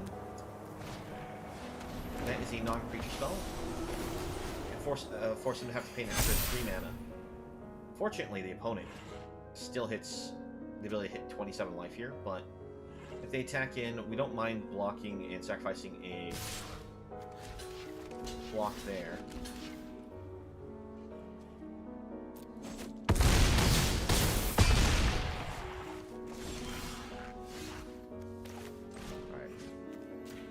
Homestead. Attack it. Need to find a land.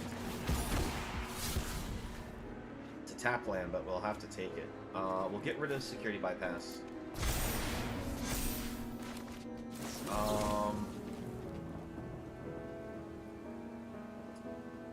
Currently dead on board because I couldn't hit another untapped land.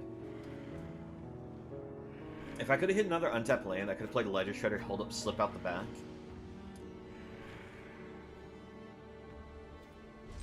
We'll just pass, see what the opponent does. Yep.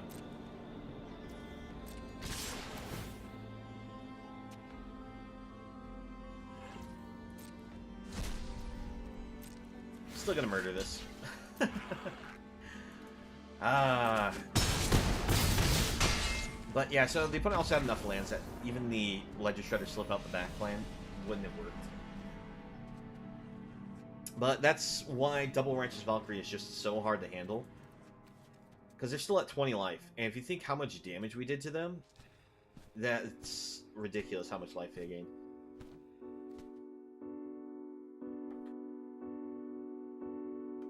Let's see. 1, 2, 3, 4, 5, 6, 7, 8, 9, 10. Our opponent gained about 16 life in that match.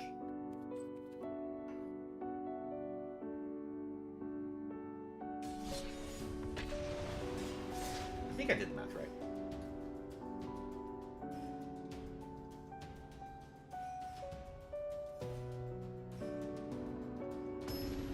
I could be wrong.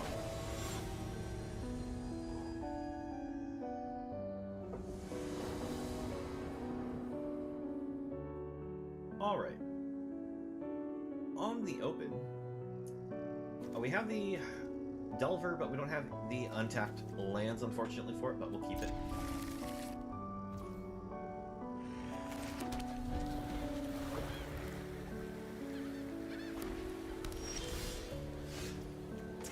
Illuminator, you say, huh? I'm gonna lead with Illuminator just to see if the opponent has any removal for it.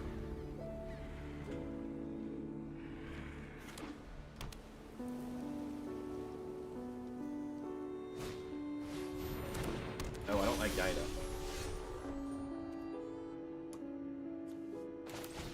Alright, go for the Virtuoso, go for this for land. Oh, man. Angels are very powerful. If they don't have an answer for Virtuoso, we can punch a lot of damage. The problem is they can gain a lot of life. Alright. Go for the... discard here. Play the land. Virtuoso.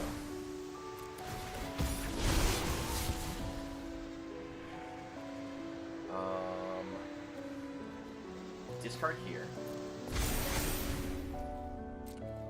Attack with both.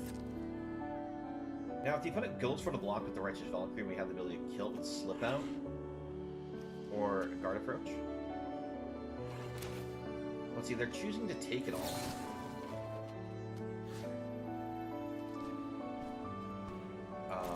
In which case, Hexproof. Discard this. Did we come up short? We came up short. But we still got him down to 2 life. It's an impressive amount of damage, right?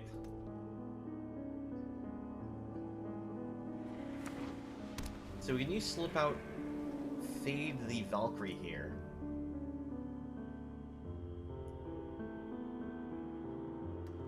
If we do that, we can... Okay, that's fine. I'll let that go. We deny them life gain.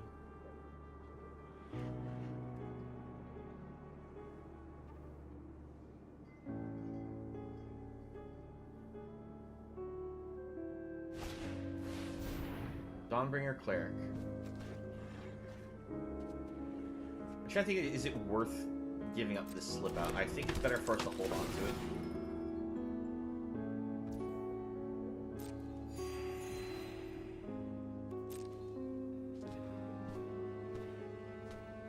The opponent does gain themselves 5 life because the ETB gained 2 life and Righteous Valkyries gained 3 life because of its toughness. Bring out the Shredder.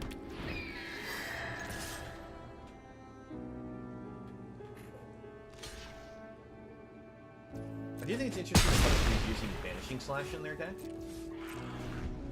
Because you don't get the extra benefits out of this card for being able to get the white token.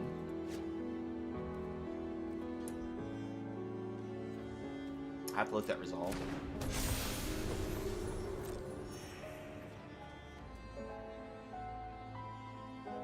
They play another Righteous Valkyrie, it's just going to be so rage-inducing. Alright. Resolve one. Let's see, we can slip out the back. It'll grow their Valkyrie. But they'll be denied a lot of life gain. Yes, I'm sure I want to do that.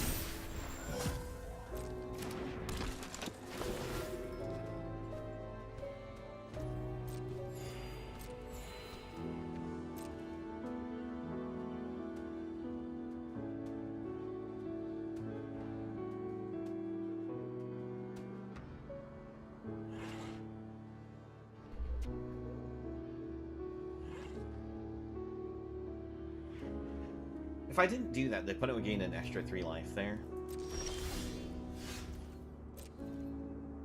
Alright, we send this. It gets blocked by the Dawnbringer player. Opponent forgot an attacking for 2, I think. Yeah, Ruscio, we're doing some Virtuoso here. Sorry I may have missed your comment a little bit there.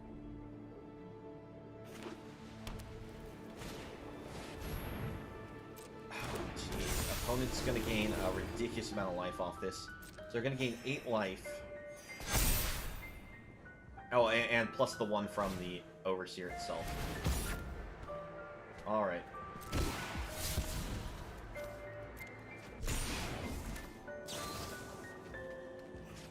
We have to tap this to not die.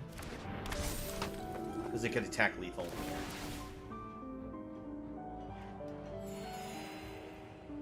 Yeah, no, we got unfortunate luck that the opponent manages to Righteous Valkyrie situation here.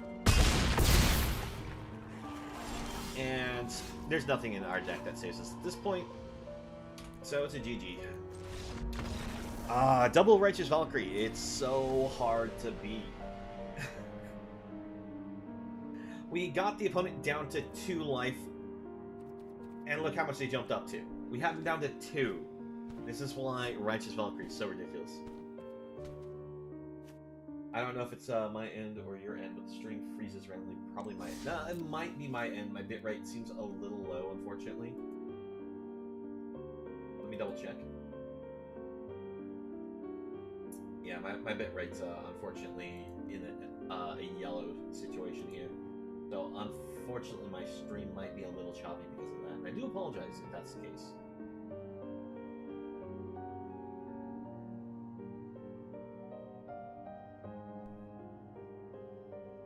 Alright, let's see. How many are we at? Alright, we'll play another match.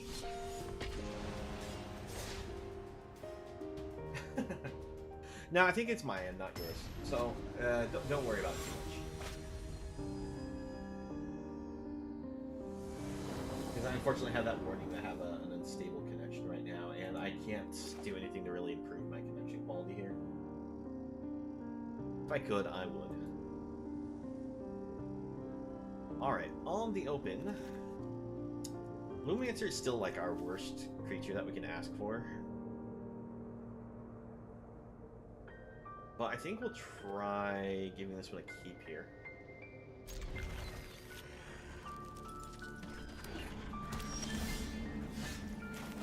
Alright. Turn 1 Luminancer. Problem is, we don't have anything else to follow up with it. Our opponent's going to check us for traps. See, we have lots of traps. Now, the thing is, this is an exile, so if they actually take Homestead Courage, it actually prevents us from just playing it from the graveyard. Alright, opponent's doing land destruction against our hand. Alright, we'll go for another Luminancer and pass it back to the opponent. Now, we have the ability to use this defense here, and it'll cost the opponent an extra 2 mana to play. No, I'm not going to let you go blink me.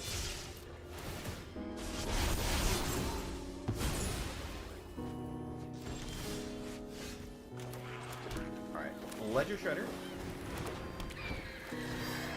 And we will go for one Homestead Curse.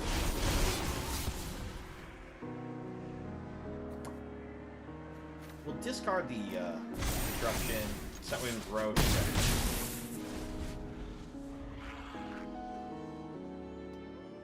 Because I doubt we're going to be able to use the Disruption effectively against this opponent. Wow. Unfortunately, we have Flooded. Quite bad. Let's go for the Courage here. This way we throw it outside the range of a Meat Hook Masker. Well, actually, no, we don't. I lied. It's still in the range of it.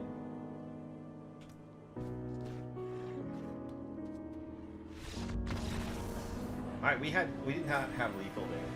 We were actually short a card. But it was enough pressure to just get the potent scoop. They're probably like thinking it's like, oh, we have protection.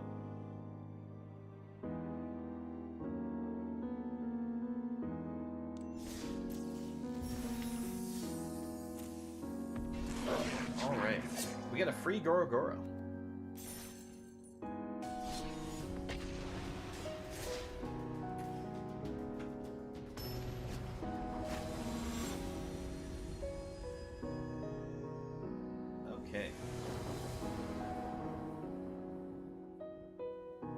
So,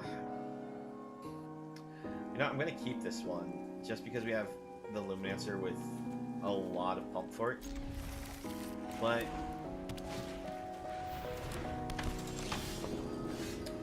I think what I'm going to do is I'm going to lead with the Beach. Alright, lots of life gain for our opponent with Veterans. Go for the land, pass it back, hold up Disruption. Because every single time we've played against this, they've had... Alright. I'm going to counterspell that, not because I think it's a great card, but because at this point I imagine that they can just play a land and play around our Disruption. Alright, get our Luminancer to the board, we'll pass it back. We have Slip Out and Shelter as protection spells. Go ahead and give this Pro White.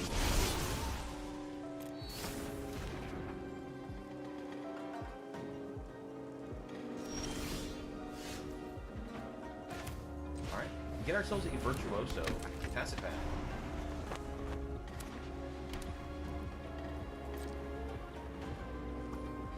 I don't know what the opponent's doing, but they apparently don't have anything that they have going on their side. Discard the Luminancer. Next turn, we're going to send some serious Virtuoso damage.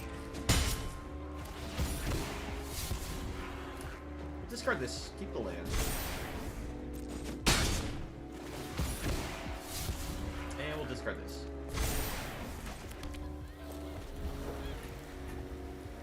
So next turn we can Homestead Courage 3 times to the Virtuoso, which is going to be lethal. And that causes them to scoop. Yeah, opponent apparently just flooded out there. They had, as core celebrants, some veterans to, you know, give them a lot of life, but when you become unblockable with Double Strike, it's going to end a game quick.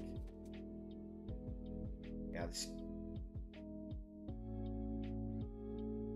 Yeah, it could be one of those things. Some decks that are part of a meta, they work better when playing against other like meta level decks. When you're playing against just random jank, sometimes the meta decks don't do very well. They're like built in a way that they fight other things that are designed to play a certain way. So the thing is, this did push us from Diamond into Mythic. So I can't say that this isn't going to still like win you games against some of those other decks. But you do also have to be mindful of your plays. Because when you have Virtuoso, you don't just like turn 2 slam it immediately. Even if you don't have any other play that turn, sometimes you'll just pass the turn around so that we can hold up for a turn that you can put it to the board and have protection for it.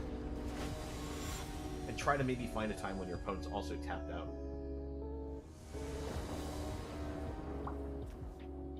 Well, I would say, if I suggest anything to you right now, try to save for when the new set comes out. And that way you can get a bunch of the new cards for a deck idea as well. Because there's going to be a number of cards that are going to come out that are just going to improve deck quality. Unless you're going to go with a deck that theme like enchantments or the artifact sacrifice deck, where you're not going to see too many of the new cards necessarily impact it as significantly. Well, 11k is a good amount. Alright, so on the open, we cannot keep this. We can have no creatures. Still 0 creatures. Alright, we'll keep this one. We'll send 1 Shijiri Shelter and...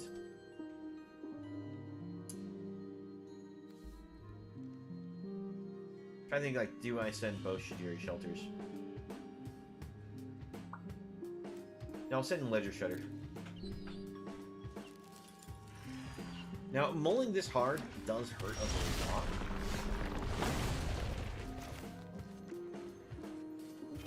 Alright, we'll play this as our land.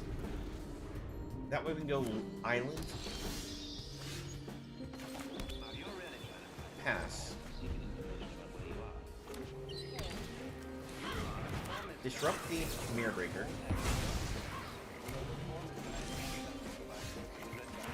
Okay, so we have both Slip Out the Back and the defense here as ways to protect our Virtuoso.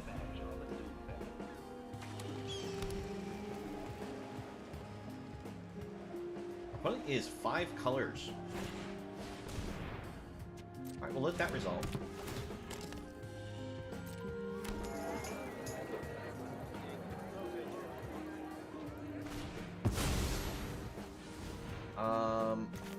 No, I'd rather you still not have a table.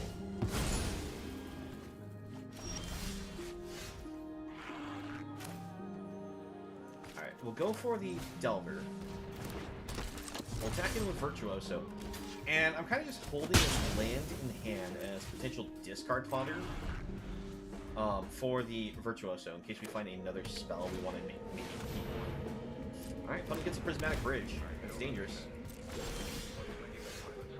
Alright, we have to decline that since it's not something we can use. Bring out another Virtuoso, pass it back.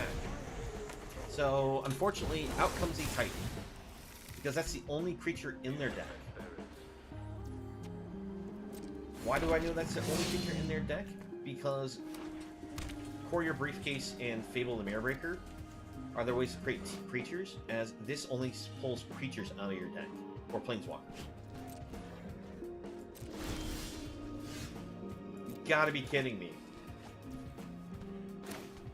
We can't hit a single non-land card. Alright, that's the only way they whiff, is hitting Isika God of the Tree. But I guess they can just always play it out naturally.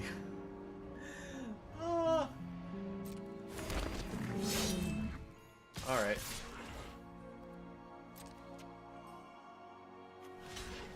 Offer block here.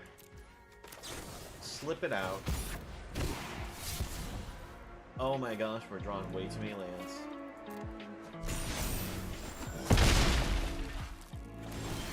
What do we got? We can reveal that. We still can't attack in at all, but we can reveal that. Let's pass it back to the opponent. Alright, yep, that's another Titan of Industry.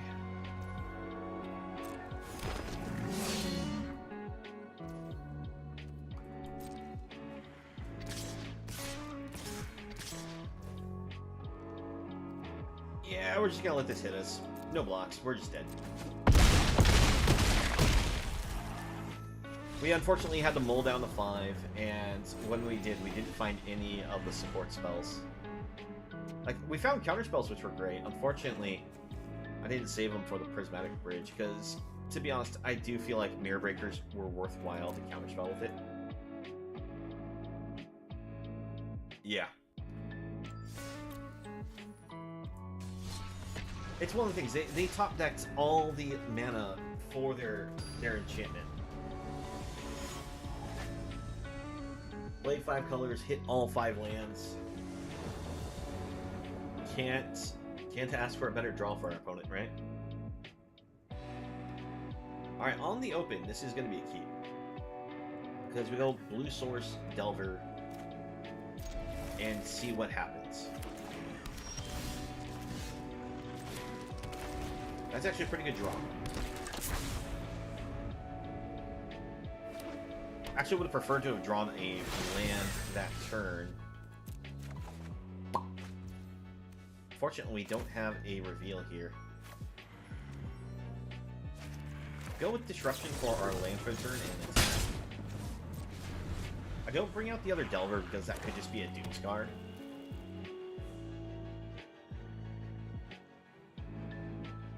If they're going to Doomscar just for a Delver, I think I'll just let that happen.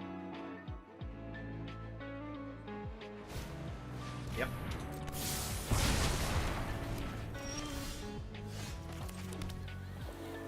Let's pass it back to the opponent. Let's find out flashing Fairy Vandal. Alright. Well, we flash this in, and unfortunately we're against Angels that has Gaida again. So it's going to be very hard to deal with.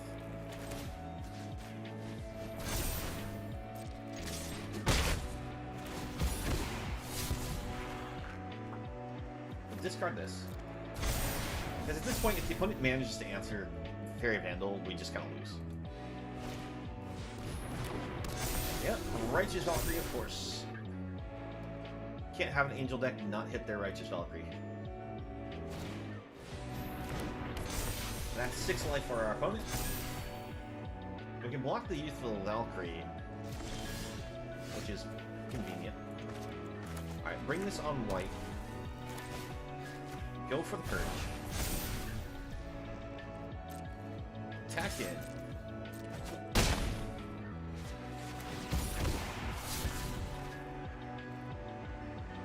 Discard here. Virtuoso. Pass it back. Oh, I screwed up. I hope I don't get punished. The reason why I say I screwed up is I don't have a white source for the Shijiri Shelter to protect anything.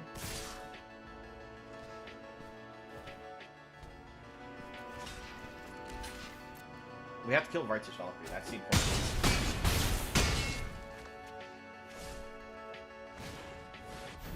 Yep. Well, Shijiri Shelter wouldn't have saved us. That would have saved us. Oh. I got greedy going for it to the board. Alright. Bring this to the board, and we'll go ahead and give it a bypass. Pass it back.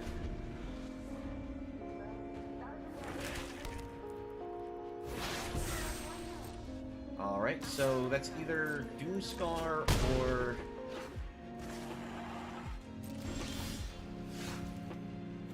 what's the name of that spell that allows you to create all the angel tokens? One of those two.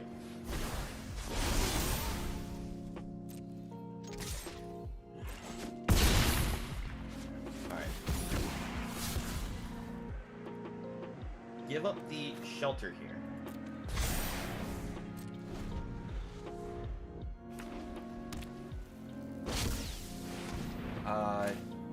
No, I don't like you playing that.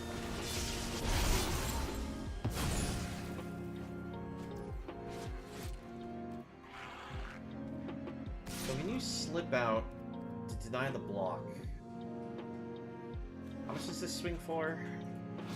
Because we have a +2/+2 active at the moment, so we can only swing for 5. it better for us to slip out here to defend ourselves? No, we're kind of dead anyways. If they had activated the land attack in, it would have been probably better for them. Yep, and that is good game for us. So we unfortunately just gonna show them what we have.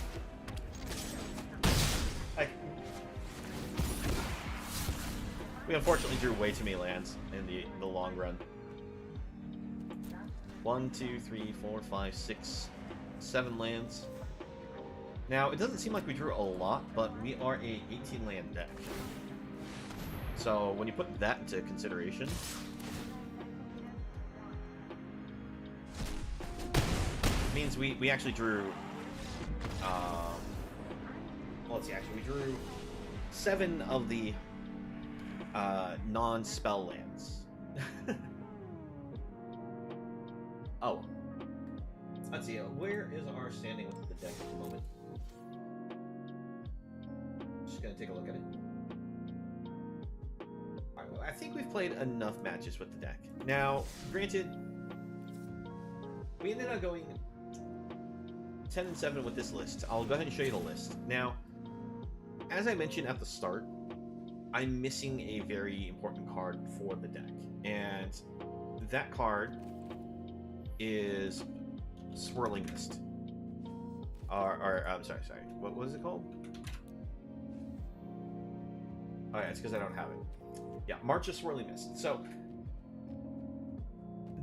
this card is such a strong spell for this deck because it's both protection and allows us to not only defend our creatures from removal, but allows us to interrupt our opponent's attacks and blocks. That missing this card is really hurting our deck. And if I was to have crafted and added these to deck, I think we'd be able to not have lost as many games. Now, if I had that in the deck, those would be easily replacing these concerted defenses. And as I was saying in the middle of the games, I think this would probably just be better off as just a simple Spell Pierce. Now, the other card that we could pull out would be You See a Guard Approach. Same kind of idea on purpose, and I'll be honest, Swirling Mist is basically this, just better. Now, the other thing I was going to say is the Luminancers themselves. I thought that these would work a little bit better than they were, but most of our cards are reactive protective spells, with the exception of the Courage and Bypass. And Bypass doesn't even trigger Luminancers, so I would say probably best to cut the Luminancers from the deck idea. Now, I do think the Fairy Vandal, the few games that we got it, ended up working pretty well, usually because we ended up getting it with a security bypass. So if I was to redo this deck idea, I'd probably just cut the Luminancers, up the Vandals, up the bypass, and change these to Spell Pierce. Now, that's assuming I still don't have the Swirling Mists. If I had Swirling Mists, I would probably do the exact same thing I said I was going to do, but change You See a Guard Approach to Swirling Mists and maybe only run 2 Spell Pierces. But that was the deck idea. It did really well overall. It either came out and completely dominated, or unfortunately just had the problem where we didn't have enough protection spells, or our opponent just gained an insane amount of life because of Angels. Between those two issues, the deck actually usually ran really smooth. Like, we ended out running out the gate getting like 6 wins in a row, no problem. So it definitely can do very well.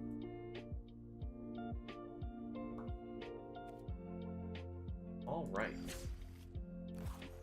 Well, with that, we'll jump over to our silly fun deck that I have not actually tested. And I'm probably going to expect to see this one lose a lot, but I'd like to see if we can get the combo at least once. So this deck idea is pure jank. So what our goal is to have a Lunarch Veteran or a Prosperous Innkeeper on the board.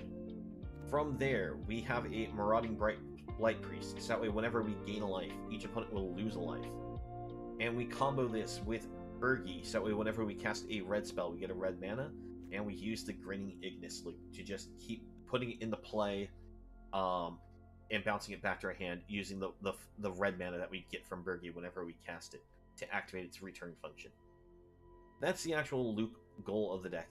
To help us try to get there, we have some removal in the form of Bloodchief Thirst, some protection / removal in the form of Valor's Stance.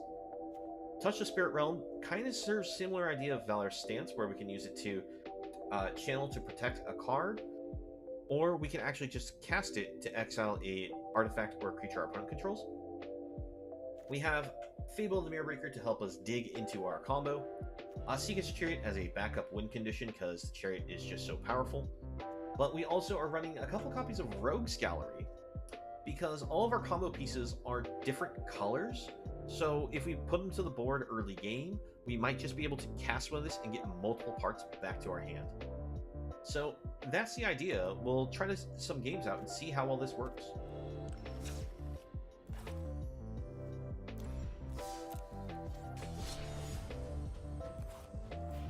Now we are a 4-color deck, and we are a 4-card combo, so it's going to be a lot of Jank.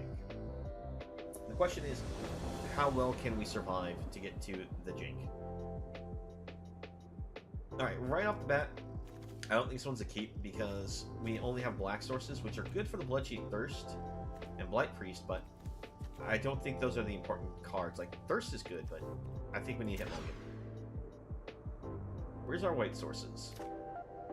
I think we're willing to keep this one, though. Because we can just get 1 mana of any color, we can play Fable.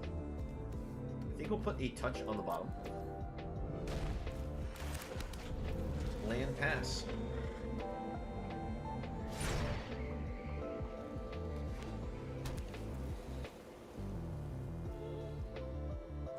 Alright, so that serves as a green source, which is good for us.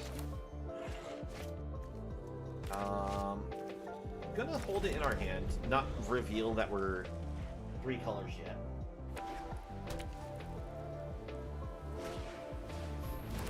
Alright, so this is double spell mono white. So all their spells basically get extra triggers if they play 2 spells in a turn. We do have to be, mindful that they'll possibly just play a card, Portable Hole here to seal up our Goblin token. Feel a little bad, but it is what it is.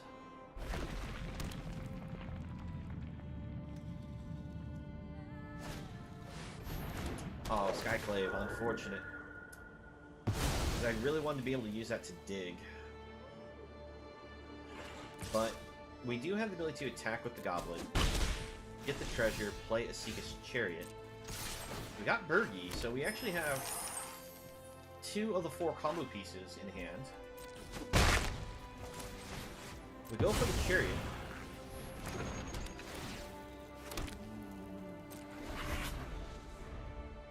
At this point, we can attack with Chariot and the Goblin token, make a copy of the Goblin token.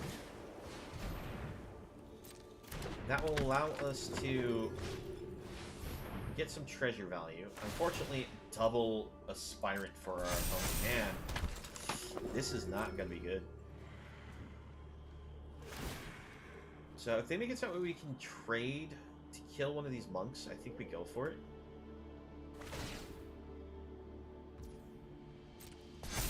I'm just stacking all of it, so...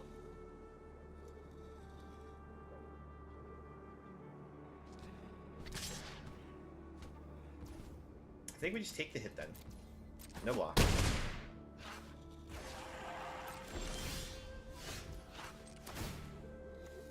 Ah, we missed a land drop.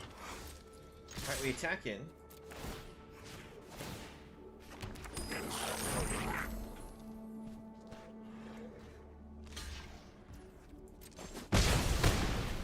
Surprised they didn't keep something back to deal with our Chariot, though. Alright, we go for the Veteran. We go for Bergie.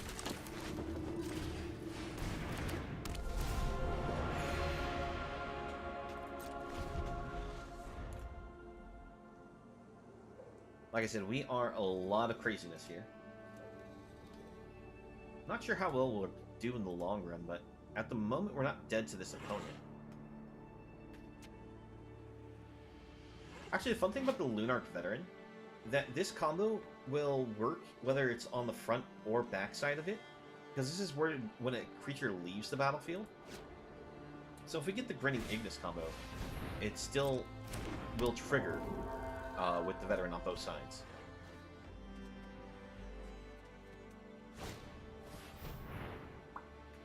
Alright. At this point, we just use Touch of Spirit Realm on this Monk of the Open Hand, probably. Just to reset it.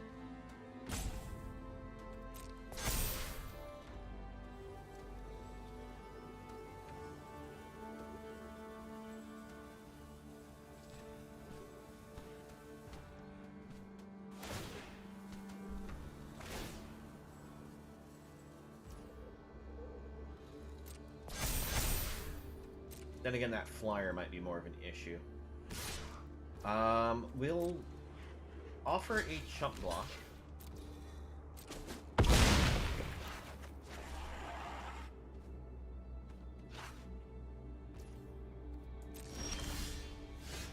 Alright, Valor Stance allows us to actually just straight kill it now. Tap it like this.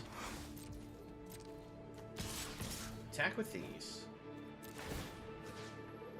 Create a copy of this.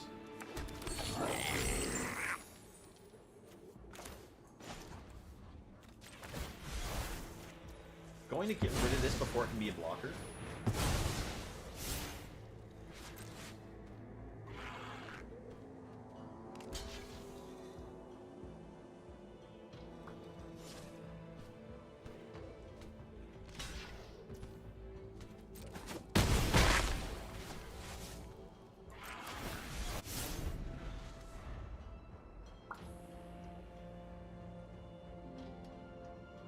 Yeah, the fact that we're doing this all on only 3 mana is very painful.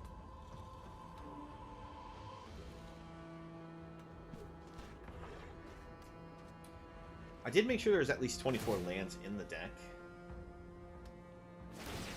And I did put a whole lot of Triome style things, that way we have the ability to, you know, fix all the land colors, but...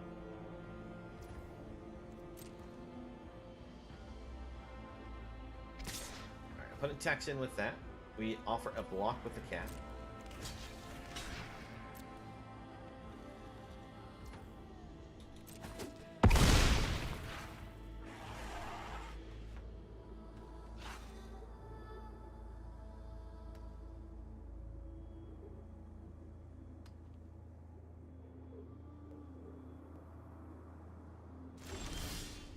Oh, there we go. We finally get ourselves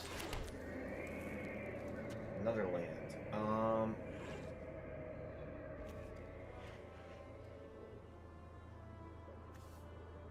Let's bring this out. I'm gonna let the floating red mana go to waste here. It lets us crew with these.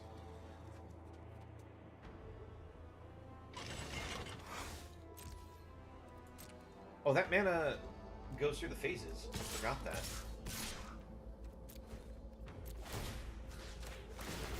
Alright, get ourselves more goblins, more treasures.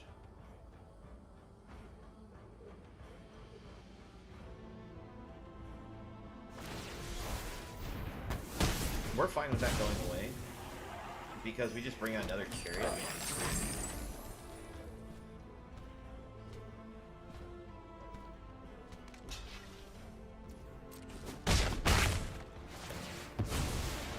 And we're getting ourselves a fair bit of life back here.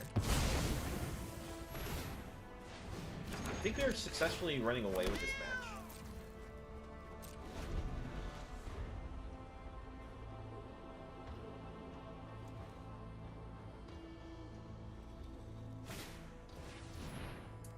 Alright, what are they going to hit with the portable hole here, though? Alright, they hit the token.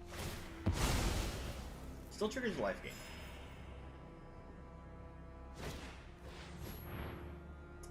Usher of the Fallen. Get themselves a flying token.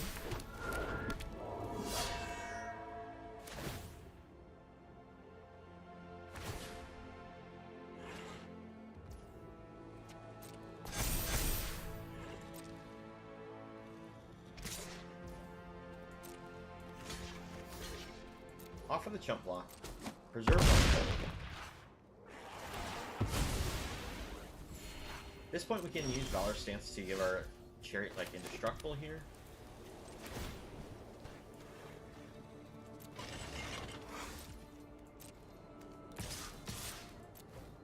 Still attacking with the little goblin token, even though it's going to die, because that way we can just stockpile these treasures. And if we manage to get another Burgie, we can play it for the Harnfell Horn and maybe just go off.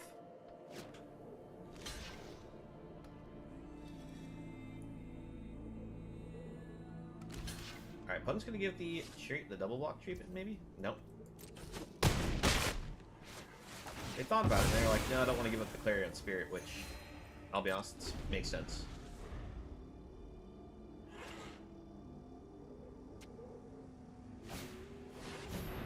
A Brutal Cathar. Fortunately, that's going to seal up Burgie more than likely. Yep.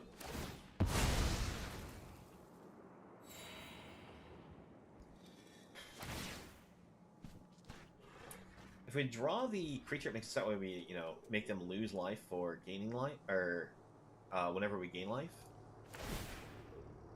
It wouldn't be bad. Also, just getting Greening Ignis right now still wouldn't be bad, just because we can loop it for a bit of life.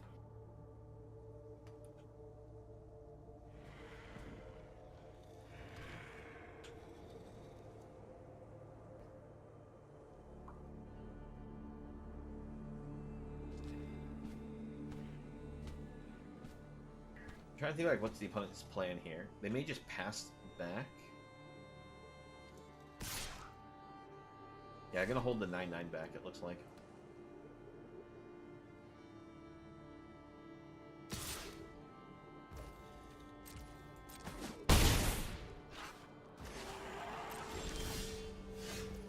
Alright, we get another chariot.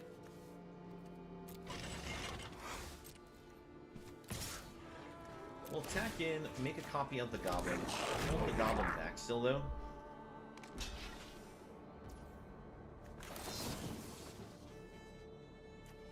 We'll destroy the big creature.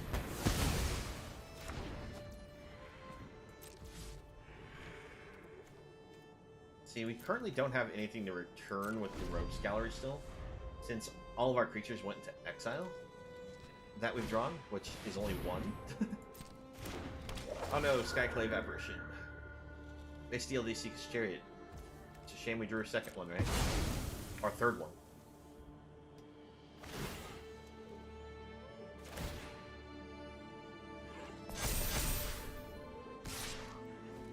No blocks. Can we stop at the land draw? We need our creatures now.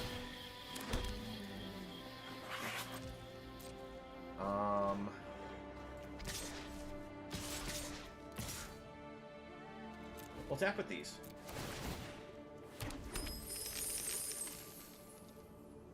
Try and see if I can bait the opponent into offering some trades here. Because we are slowing them down pretty low.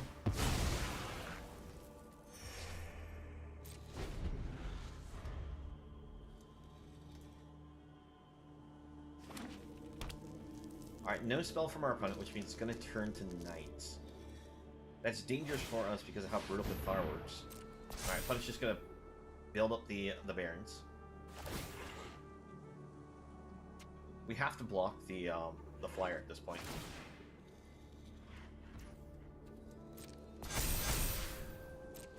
Oh wait, they don't make it so we have to block the flyer. I'm going to risk it, go down to 1.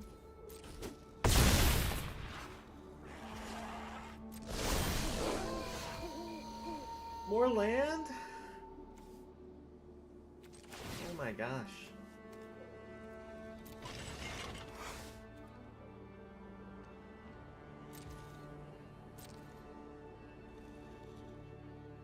Let's see, attack, attack.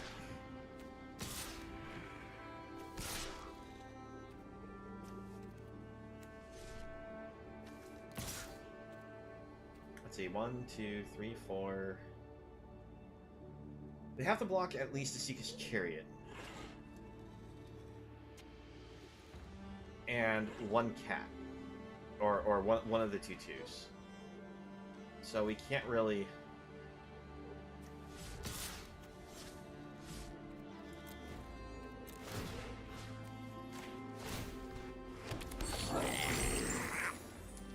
Only send this. Because he can't really block with these, because then we get bodies back. Okay. Fortunately, we're giving up our chariot here.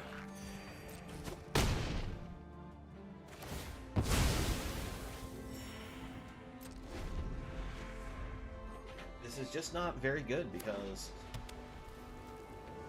Oh, you gotta be kidding me. Okay, thankfully the opponent doesn't activate the cave. If they activate cave, we were definitely dead. At this point, I think we have just enough blockers to stay alive, right? Because, let's see, 1, 2. So we have to block here, have to block here, have to block here, and nope, we're still dead regardless. Because we just... We took way too long to get any lands, and then we just did nothing but 12 lands. Oh.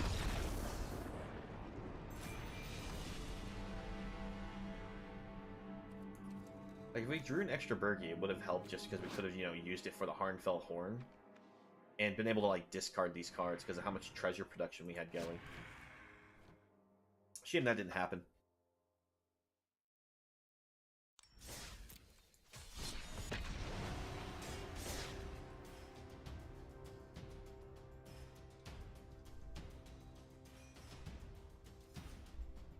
But no, we have a lot of creatures in the deck, but we drew a lot of our non-creature spells, which made things super awkward. Because we had the recursion spell and no targets. Alright.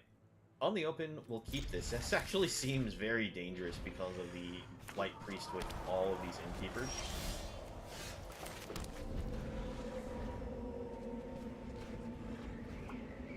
Fortunately, I think we're against red-white aggro here. And they probably had a shock tech spell.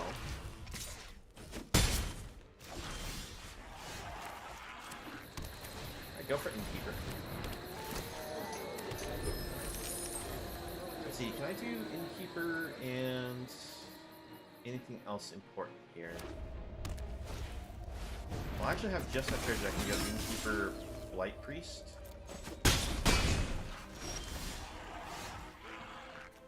So, Innkeeper.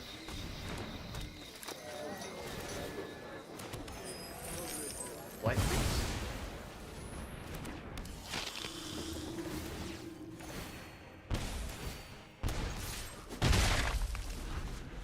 Opponent's going to probably burn our Blight Priest here. In which case we can then go another Innkeeper, another Blight Priest, get another 3 drain. If they go for Raiju, attack all, that wouldn't be that bad.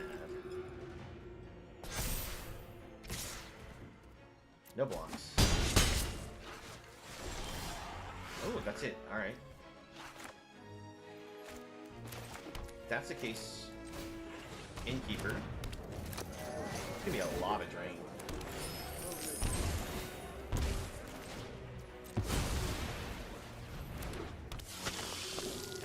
Alright, another 3 life loss. Actually, 6 life loss.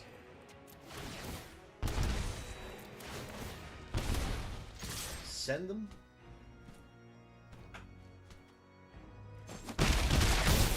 Opponent's down to 4. Any creature we have enter the battlefield with our current board setup kills the opponent.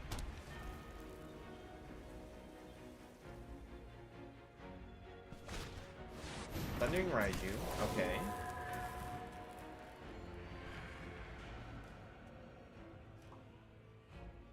they attack all, we can easily survive, right?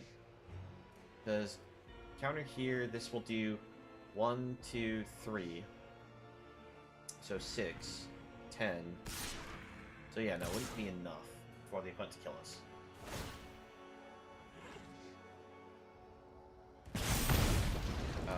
No blocks. Alright, and they scoop it up.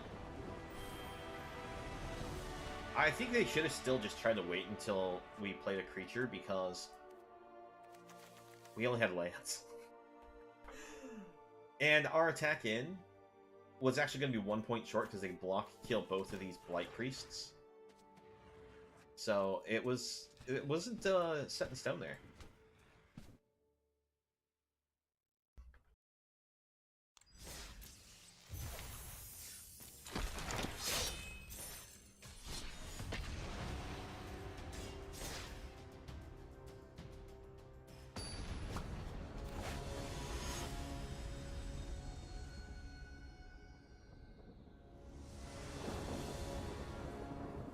Alright. Well, let's see. We have the ability to play these Touch the Spirit Realms. So we'll keep it.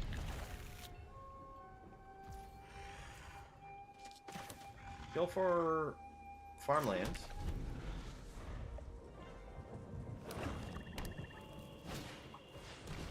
Alright, duress from our opponent. Goodbye, Seek's Chariot.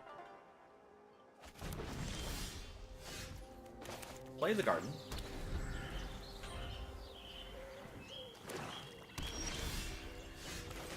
We'll just land pass here. No reason to put the Ignis on the board, because we don't want the opponent just killing it. It's an important combo piece.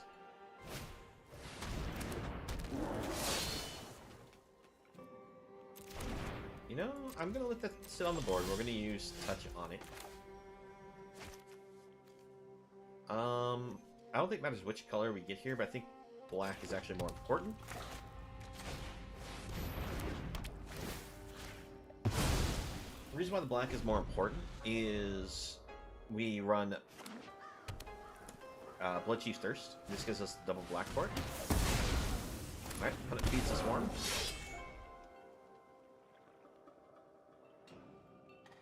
It's not a very common spell, but they feed the swarm, huh? Alright, well, let's go for another Spirit Realm.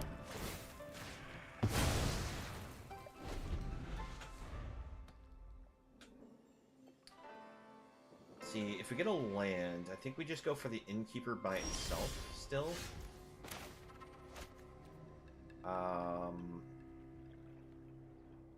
We already have 3 white sources, so I guess I'll go for another black.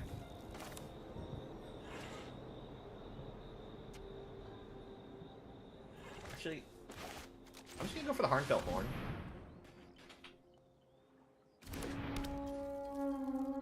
Now, to be honest, we really want that for Bergie for doing the combo. And we actually were just only 1 card away from doing it, but looks like it's hard to control mono black. Yep. So they're going to get back the Shakedown Heavy. Oh wow, there's the last part. Alright, destroy this. Yes. So we just need to get ourselves another Berkey and a turn where we can actually do the combo. It's going to be hard to find a timing where the opponent's going to let us do that, though. Because I'm fairly certain they just shoot everything off that looks like it might be a threat. So, like, we put Blight Priest to the board, they're probably just going to fire kill it. Alright, Professor Onyx for our opponent. Under my tutelage, even you can master death. Let's see.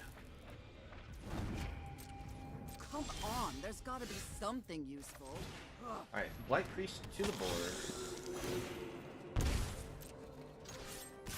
Attack in. You've got to learn some manners. Pass it back.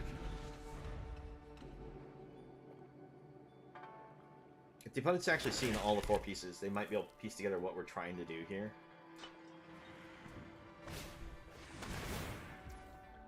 Interesting.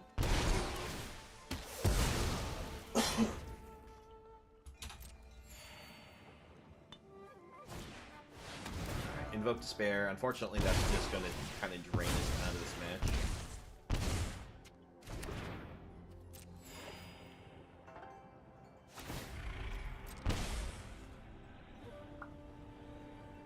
Yeah, Mono Black hard control is definitely a bad matchup for us.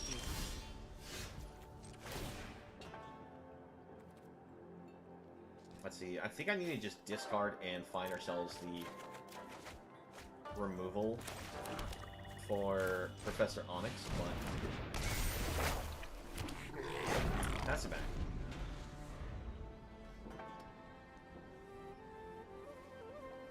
I think this is our last turn to find something to stay alive here. If we don't, we're just dead. Actually, I take it back. We're just dead this turn. Because more than likely, the opponent has another Invoke Despair, right? Invoke Despair will be just enough to kill us. Alright, feed the Swarm. They cast any other spell this turn. We are unable to survive the Hive the Eye Tyrant. I have impeccable study habits.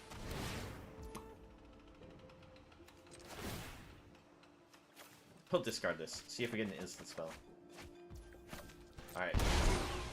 That's actually fine. Getting those out of the way is good for us. Because we can't even use them to interact with Professor Onyx anyways.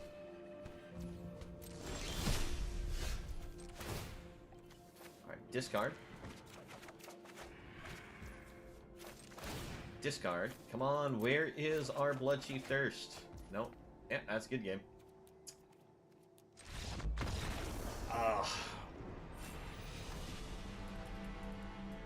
Find all the pieces. Can't play them because just hard controlled. I destroy everything mono black.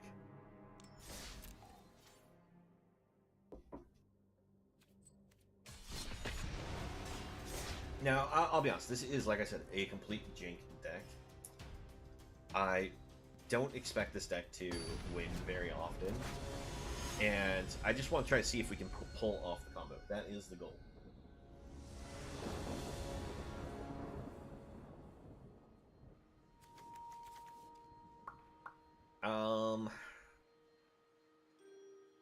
I think this one's keepable.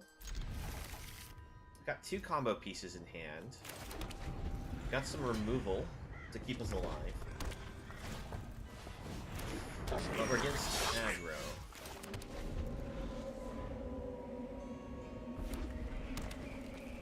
Come on, deck. Where's our land? Oh, fair amount. Okay, so. Awesome. This is gonna be a losing hand, and if we don't draw land next turn.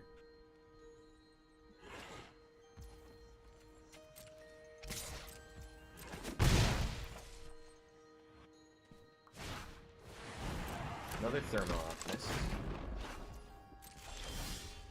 Yep, and we'll give him the GG because keeping 2 landers and getting punished. Like, they're mono red. If they kill the 2/2 token, that's fine. We'd at least get a loot with this. But we had also, like, removal options that we couldn't use against them. Because we just needed 1 more mana. So it's, I don't think it was a terrible keep there. We just got bad luck on the draws.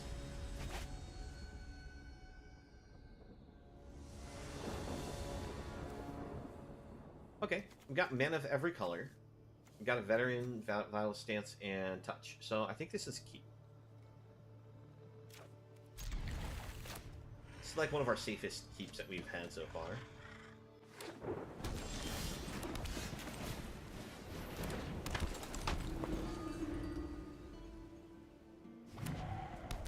red-blue for our opponent. Bring this on red. Attack it.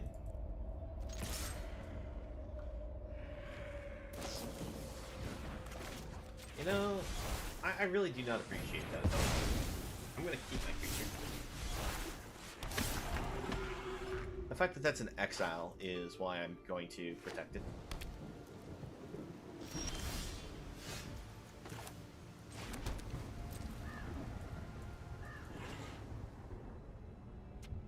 Come on, opponent.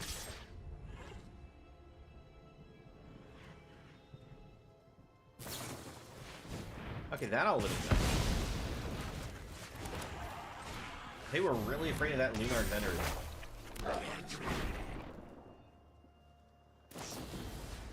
Alright, Fading Hope.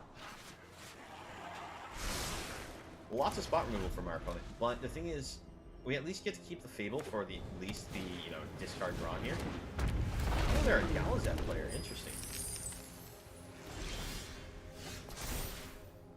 Alright, let's discard, because... Oh, no, I need the green source. I need the black source, too. You know, I think we just discard one here. Alright, let's... Valor Stance.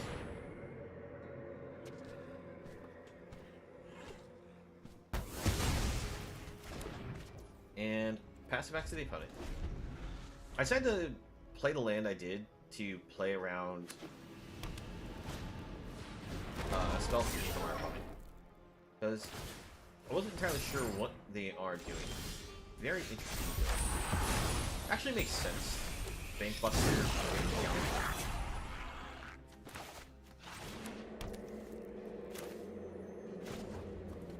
Let's cycle this. And pass it back.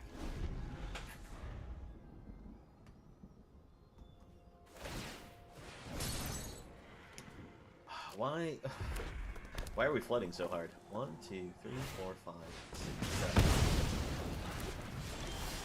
8, 9. Alright, another Grinning Ignis. Well, go! Eat their burn spell.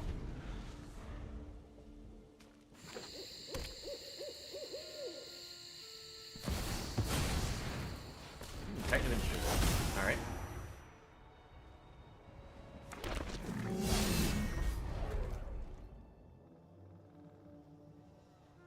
Let's see.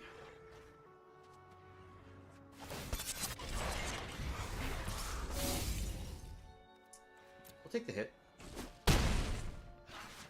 We can only bounce this back as a sorcery, so I can't block and bounce it back. 1, 2, 3, cycle.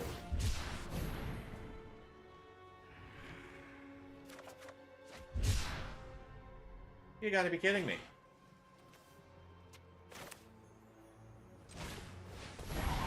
Alright, well, we'll play this to the board. We'll activate this, get a point of life, and just replay it. But at this point, I don't think there's any way for us to come back. The reasoning is they're able to hit us for a ton of damage here. They have probably more spot removal that they're able to draw into. And there's a gold spam.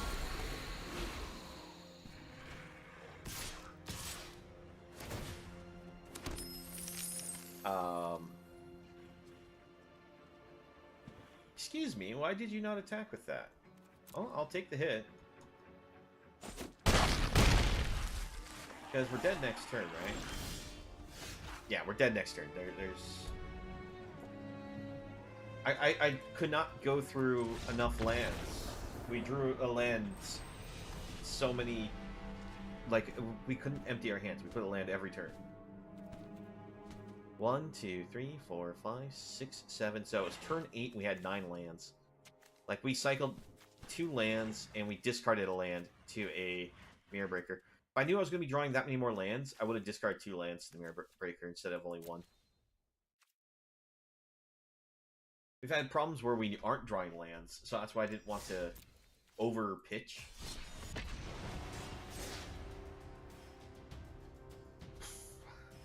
Especially considering they killed the goblin, so we didn't have the treasure production from the goblin.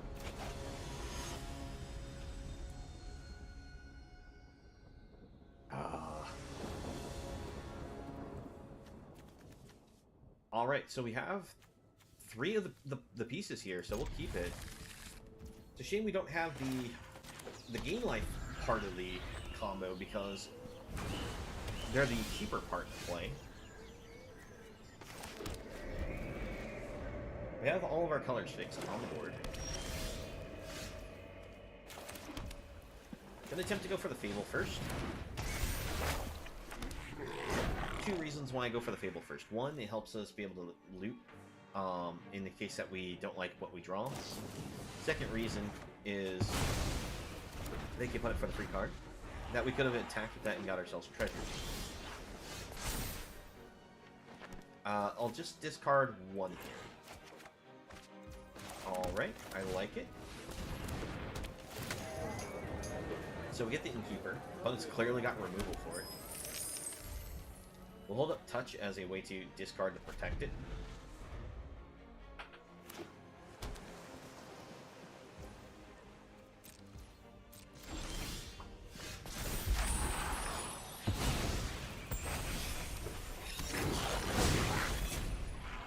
Okay, so if we can have Bergie and Prosperous Innkeeper survive to next turn, we are representing enough lands in play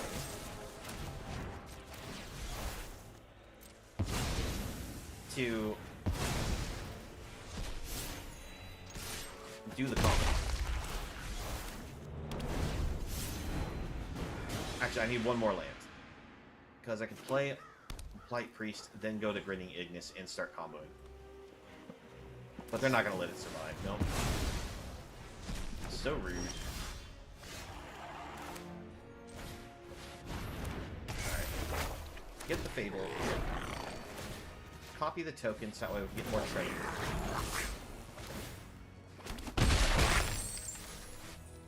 Pass it back.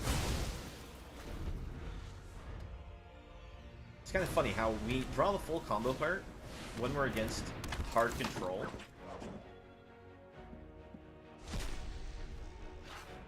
Alright, so Katose gets all the copies from our deck, which is unfortunate because we use that as both a protection and removal spell. And when they get it now, they'll just be able to use it as just hard removal. Discard.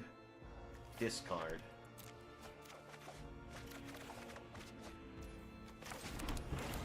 Chariot.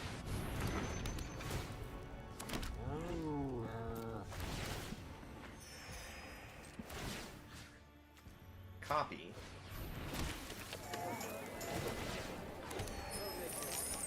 Activate Chariot.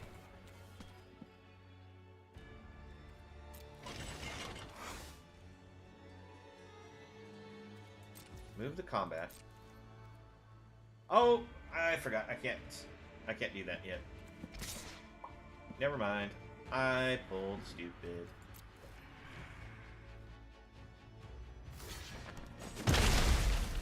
For some reason, I thought Chariot had haste because the last time we were playing with Chariot, we had the different deck that was able to give haste right away.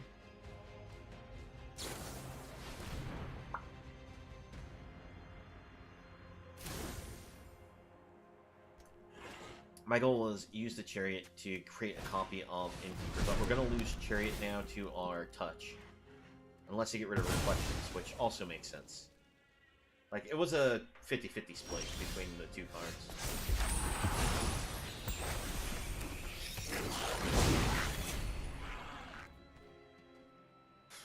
I see snow mana for our opponent's side. I'm worried they have blood on the snow. But let's see, if we go for this, we drain an opponent 1. Let me just tell them I'm thinking. So we play that, drain opponent 1. We can use that and Reflection, crew Chariot. We can use Valor Stance, kill Katose. Attack in. Opponent is going to lose... let's see, 1 life because of the ETB. So 2, 3, 4, 5, 6, 7, 8. Plus another 4. So let's try that. Let's go for the Light Priest here.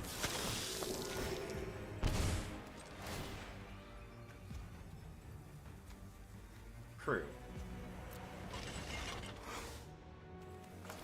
Valor's Stance. Destroy a creature.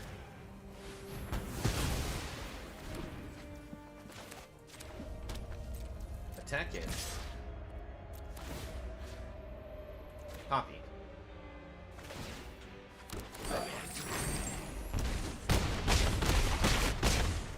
Let's down to 3. Put them down to 1.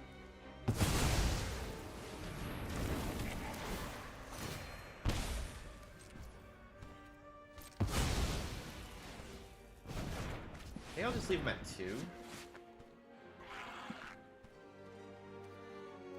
Yeah, we'll just leave them at 2. Reason why I leave them at 2 is I can play Grinning Ignis, play the Veteran after a hard sweep, and be able to crew the Chariot still. That seems like desperation. And yeah, they steal the Chariot, but that's not enough. We get there. We didn't get to pull off the combo yet. We had all the pieces, but they interrupted the combo. Because they fired off 2 removal spells, added our Bergie, and we only had 1 protection spell.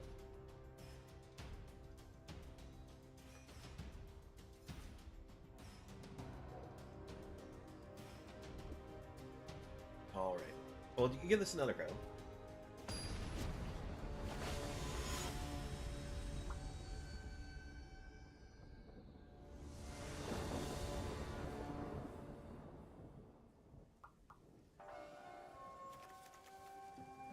We can try this out. Fun thing about the Rogues Gallery is with Fable, we can see about maybe actually discarding our creatures and then bringing them back.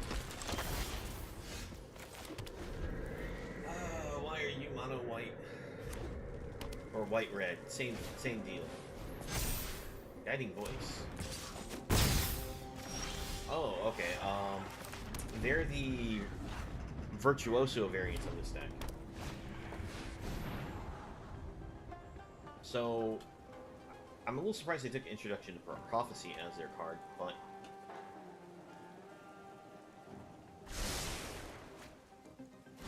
Let's see, we can use Touch, get rid of the Initiate.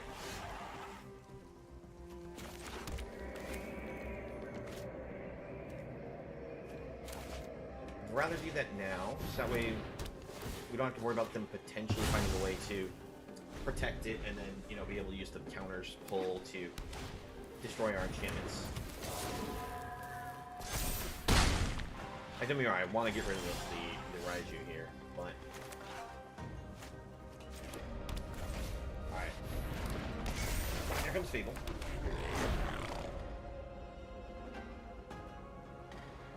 And, of course, they kill off the Goblin.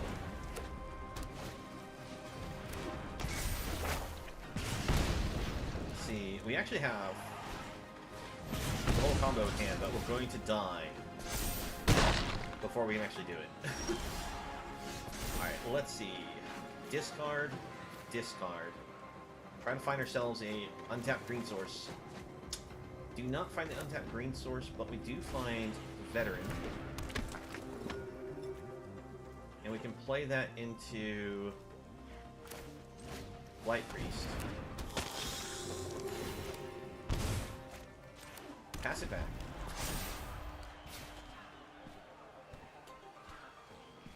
I'm not out of this yet, I don't think. Oh, never mind. Yeah. That is a good game situation there. Because they just declare attackers and we die. They actually have us dead in 2 different ways. They could either done the burn spell to our face, or they could have burned off either one of these creatures. If I actually managed to top deck the green source for Innkeeper, I'm trying to think, we wouldn't have had the Lunarch Veteran then. So it's still the same either way.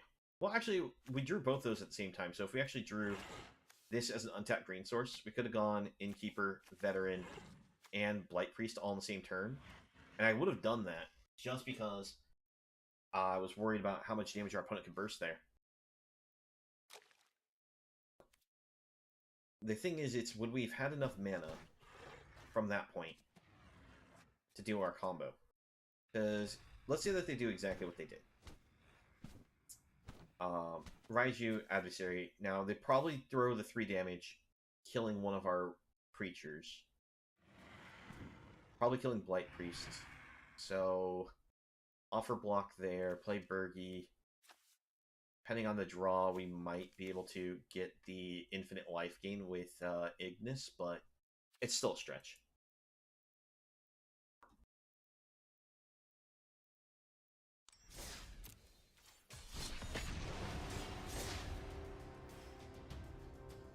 Alright. We should probably turn this into our last game of the night.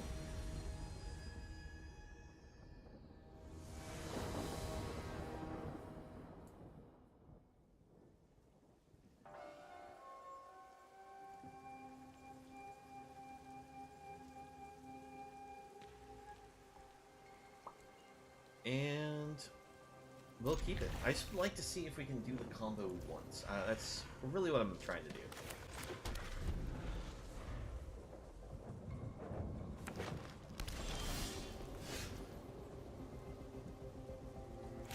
We'll go land to Innkeeper. Pass it back.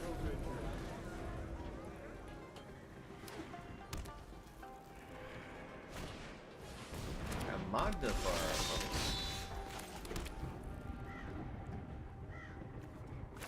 Go for Chariot. There's no way the opponent blocks the Innkeeper, right? So we can attack that in for a point. Why would you do that, opponent? Oh well.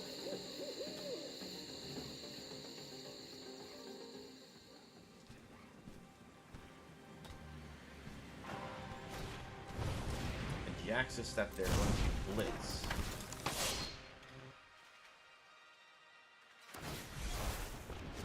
Okay, we'll take it. Go get ourselves one of our proving grounds. Now, I'm not sure why they blitzed this. I guess they're just looking for a redraw. We'll just take this.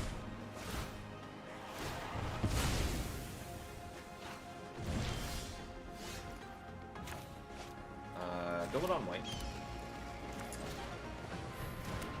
Veteran.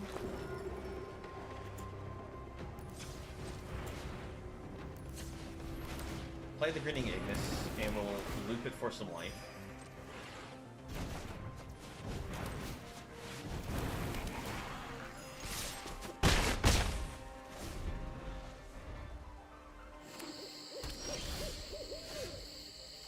Alright, we have infinite life gain the moment this touches the board.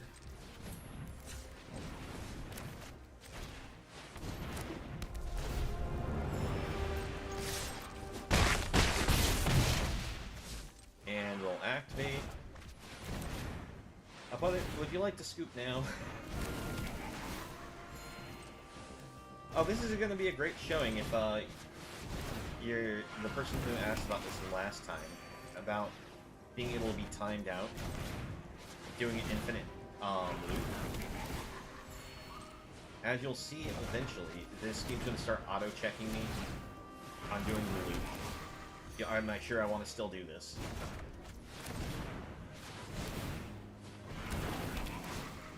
And we'll also see the bar come out for roping me.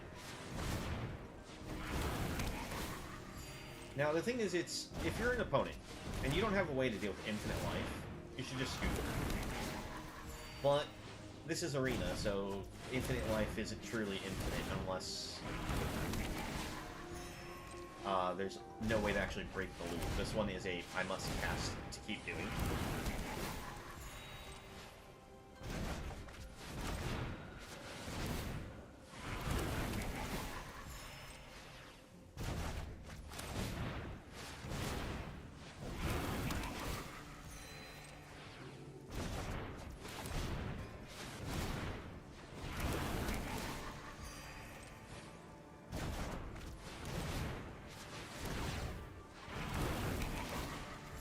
Now, it's a shame we won't have the 1 mana available to us to protect the Berkey with the Valor Stance here, but... I guess we'll stop once we get to 40 life. Alright, there we go. They just scoop up now. It's like, you're seeing infinite life gain, opponent. Just scoop.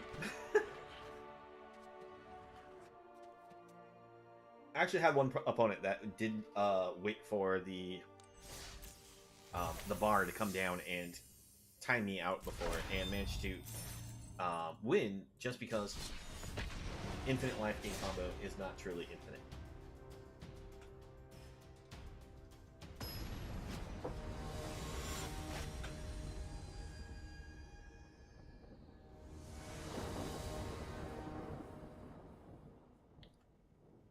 Okay. Well, we have a lot of 3-drops. We'll keep.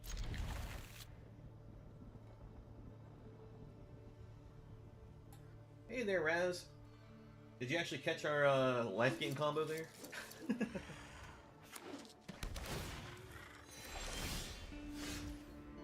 see. We'll lead with black-red.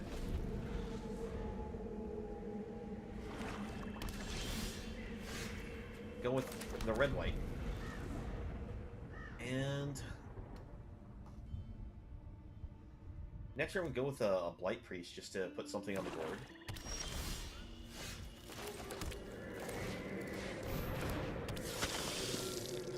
But yeah, Raz, it's been a little while since I've seen you in here last. I hope you're doing well. I remember poking my head in one of your streams not too long ago where you were playing some of that WoW. Out of my way! I stop. You Alright, can deal with my so servant. I'm busy. we're going to discard this. Actually, wait. Yeah, we're going to discard this to exile. And kill Sword. I won't let this be over. Just took a nap and now you're ready for your stream? Alright. Yeah, I was kind of just chilling in there, and when you started responding, I was unfortunately a little distracted myself. Alright, we get to punish the opponent for the order in which they played those. Oh, wait. Oh, I can't. This doesn't have 4 toughness yet. Oh, that's a shame.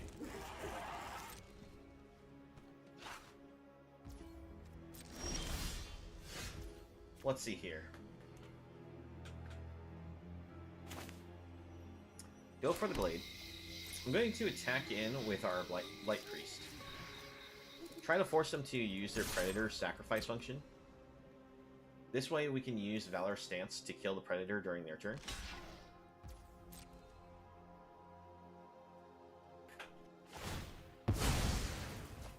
Alright.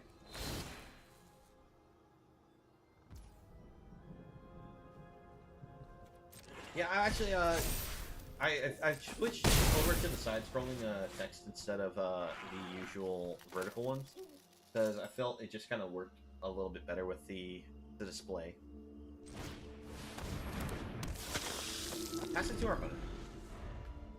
That actually was probably a good time to have gone for Bergie instead, because if we'd gone for the Bergie, we could use Rogue's Gallery to reanimate if they went for a removal.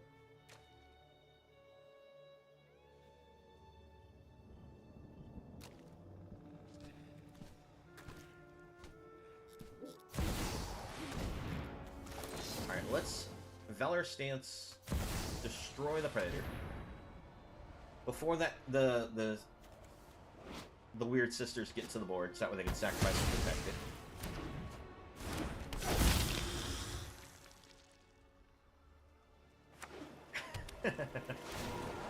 I mean, I always thought the side-scrolling messages was kind of interesting, so I decided to go with it.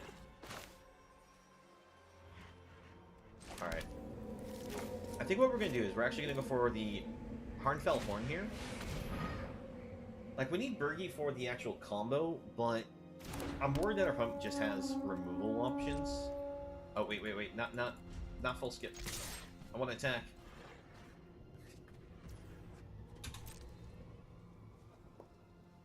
Because it's not going to block with the sisters the way they are right now.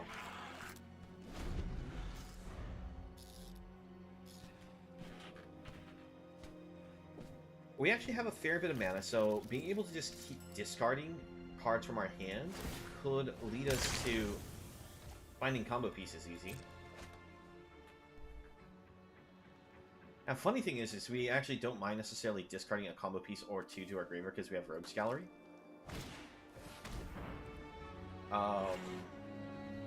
Thank you, opponent. We're a vampire. Opponent forgot that.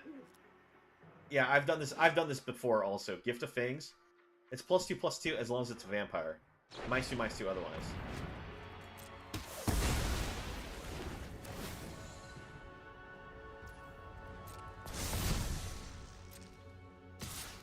Alright. Let's see what we draw. Oh, this is actually a pretty good discard, because we can play this back from our graveyard anyways. Let's go for another discard.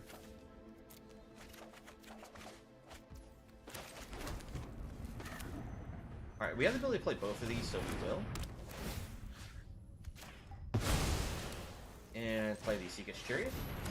Unfortunately, we're going to kill the opponent without doing the combo. We're just actually going to just see how strong Bergie as the Harnfell Horde is.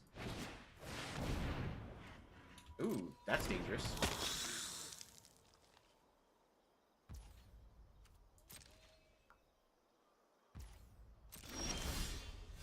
Alright, there's Grinning Ignis.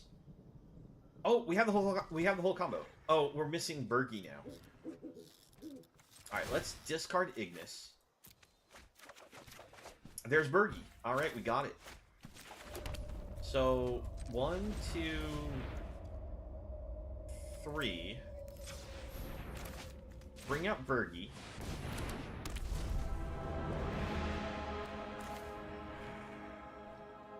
Rogue's Gallery. White. Submit 0. Black. And red. Submit 0 for blue.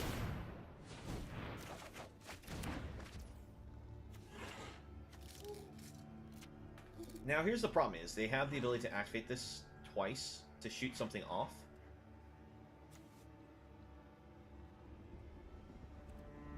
So I don't want to go for it this turn. We have to fade a turn of a removal spell from our opponent.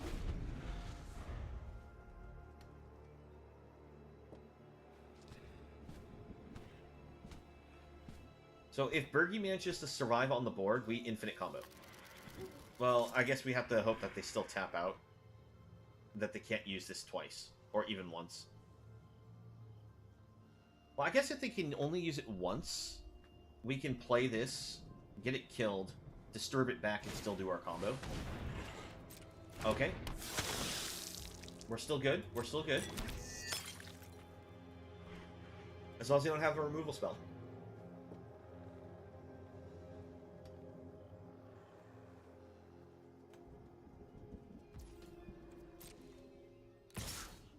See, how does this work? Deals damage, create that many blood tokens. I'd rather block you and deny you the blood tokens. Oh wait, no, it just deals damage. It doesn't matter where they deal the damage. May as well protect our face then, I guess. Oh, opponent, please do not have the removal spell within your, like, top couple cards. Okay, so we got to back up an Innkeeper. Let's go for Innkeeper.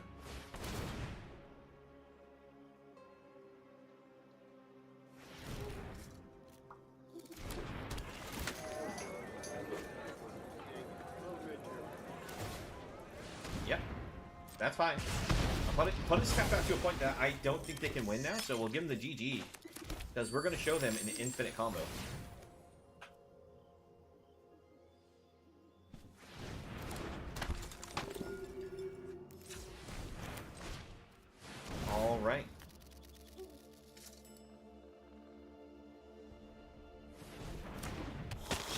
Because I can't think of anything for 1 black that interrupts us. Because we can just play the veteran back from the graveyard.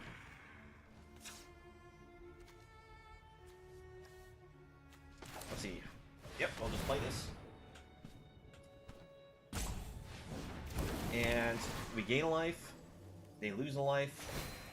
We bounce this back to our hand. We use the red mana, get ourselves 3. Get ourselves a red. Yep, cheers, opponent. We managed to infinite combo you.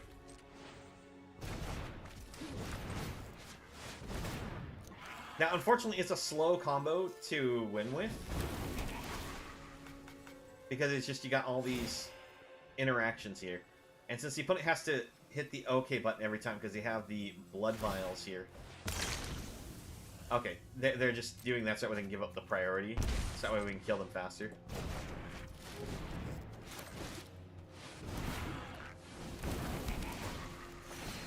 Fortunately, it's still a very slow combo. I don't mind if they want to not sit through us doing this and just scoot. But if they want to sit it out, all the power to them.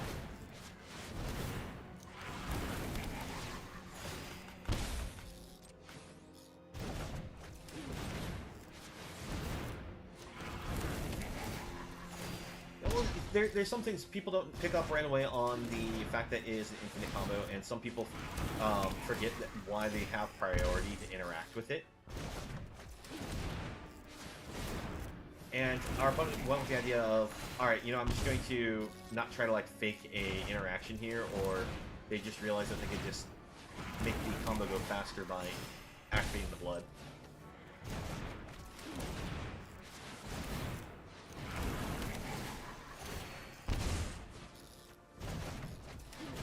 Alright.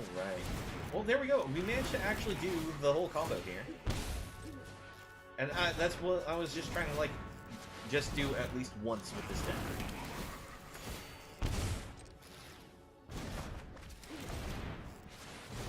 Adam, you are a trooper. Sitting here and letting me do this.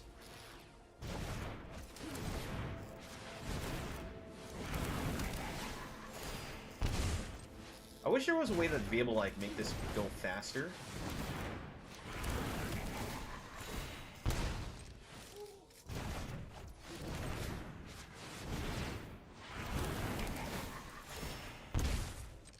I don't want to, like, spam emotes during this, even if I'm, like, trying to, like, do the I love you type ones, but...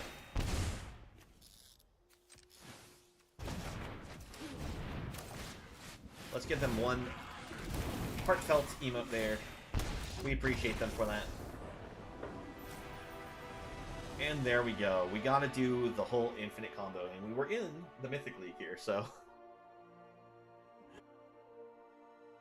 It matters that much more. Alright. Let's just do a quick wrap-up on the deck, so that way you can see what we're actually doing. This was a 4-color Jank deck here. The reason why we had 4 colors, we could have actually done this with only 2. Actually, with 3 colors here. We actually had to have either the white or the green. But I wanted to, you know, give us a redundancy on the gain life here to try to do the combo more consistently. And we did see that. It's like we were able to get parts of the combo in the games, but sometimes we just had a problem where it's like we were just missing the gain life trigger. We had the other parts. But the deck idea here, I would not recommend necessarily building this to actually, like, compete with in the ranked queue, but it is just a silly fun deck. And we actually got to see the Rogues Gallery actually come in handy to help us do the full combo also. So I thought it was great being able to see this card get some play as well. I always thought this was an interesting card, but never saw anyone try to come up with a deck where it might be usable, and it feels usable in here. One of the problems with the gallery is that there's just so many recursion cards that go straight to board that are so good that it's hard to find a use for this. And I think we did a good job with this deck. Alright. Well, that's going to be it for me here tonight, though. Yeah, I mean, there's a plenty of cards that have power that, as you say, that we call that are definitely called sleepers, where it's a good card, but people kind of overlook them, and you'll see them sometimes just come out in a game and they just do amazing, and you wonder why people aren't playing them. But as I was saying, I'm going to go ahead and wrap up there. Since there's so few of us in the chat here tonight, I'm not going to send this off on a raid. I'm just going to go ahead and wrap things up. We'll be back on tomorrow at our usual time, and we'll have ourselves some more stuff on the YouTube for you to check out as well. So, hope you all take care, and see you next time. Later, Raz.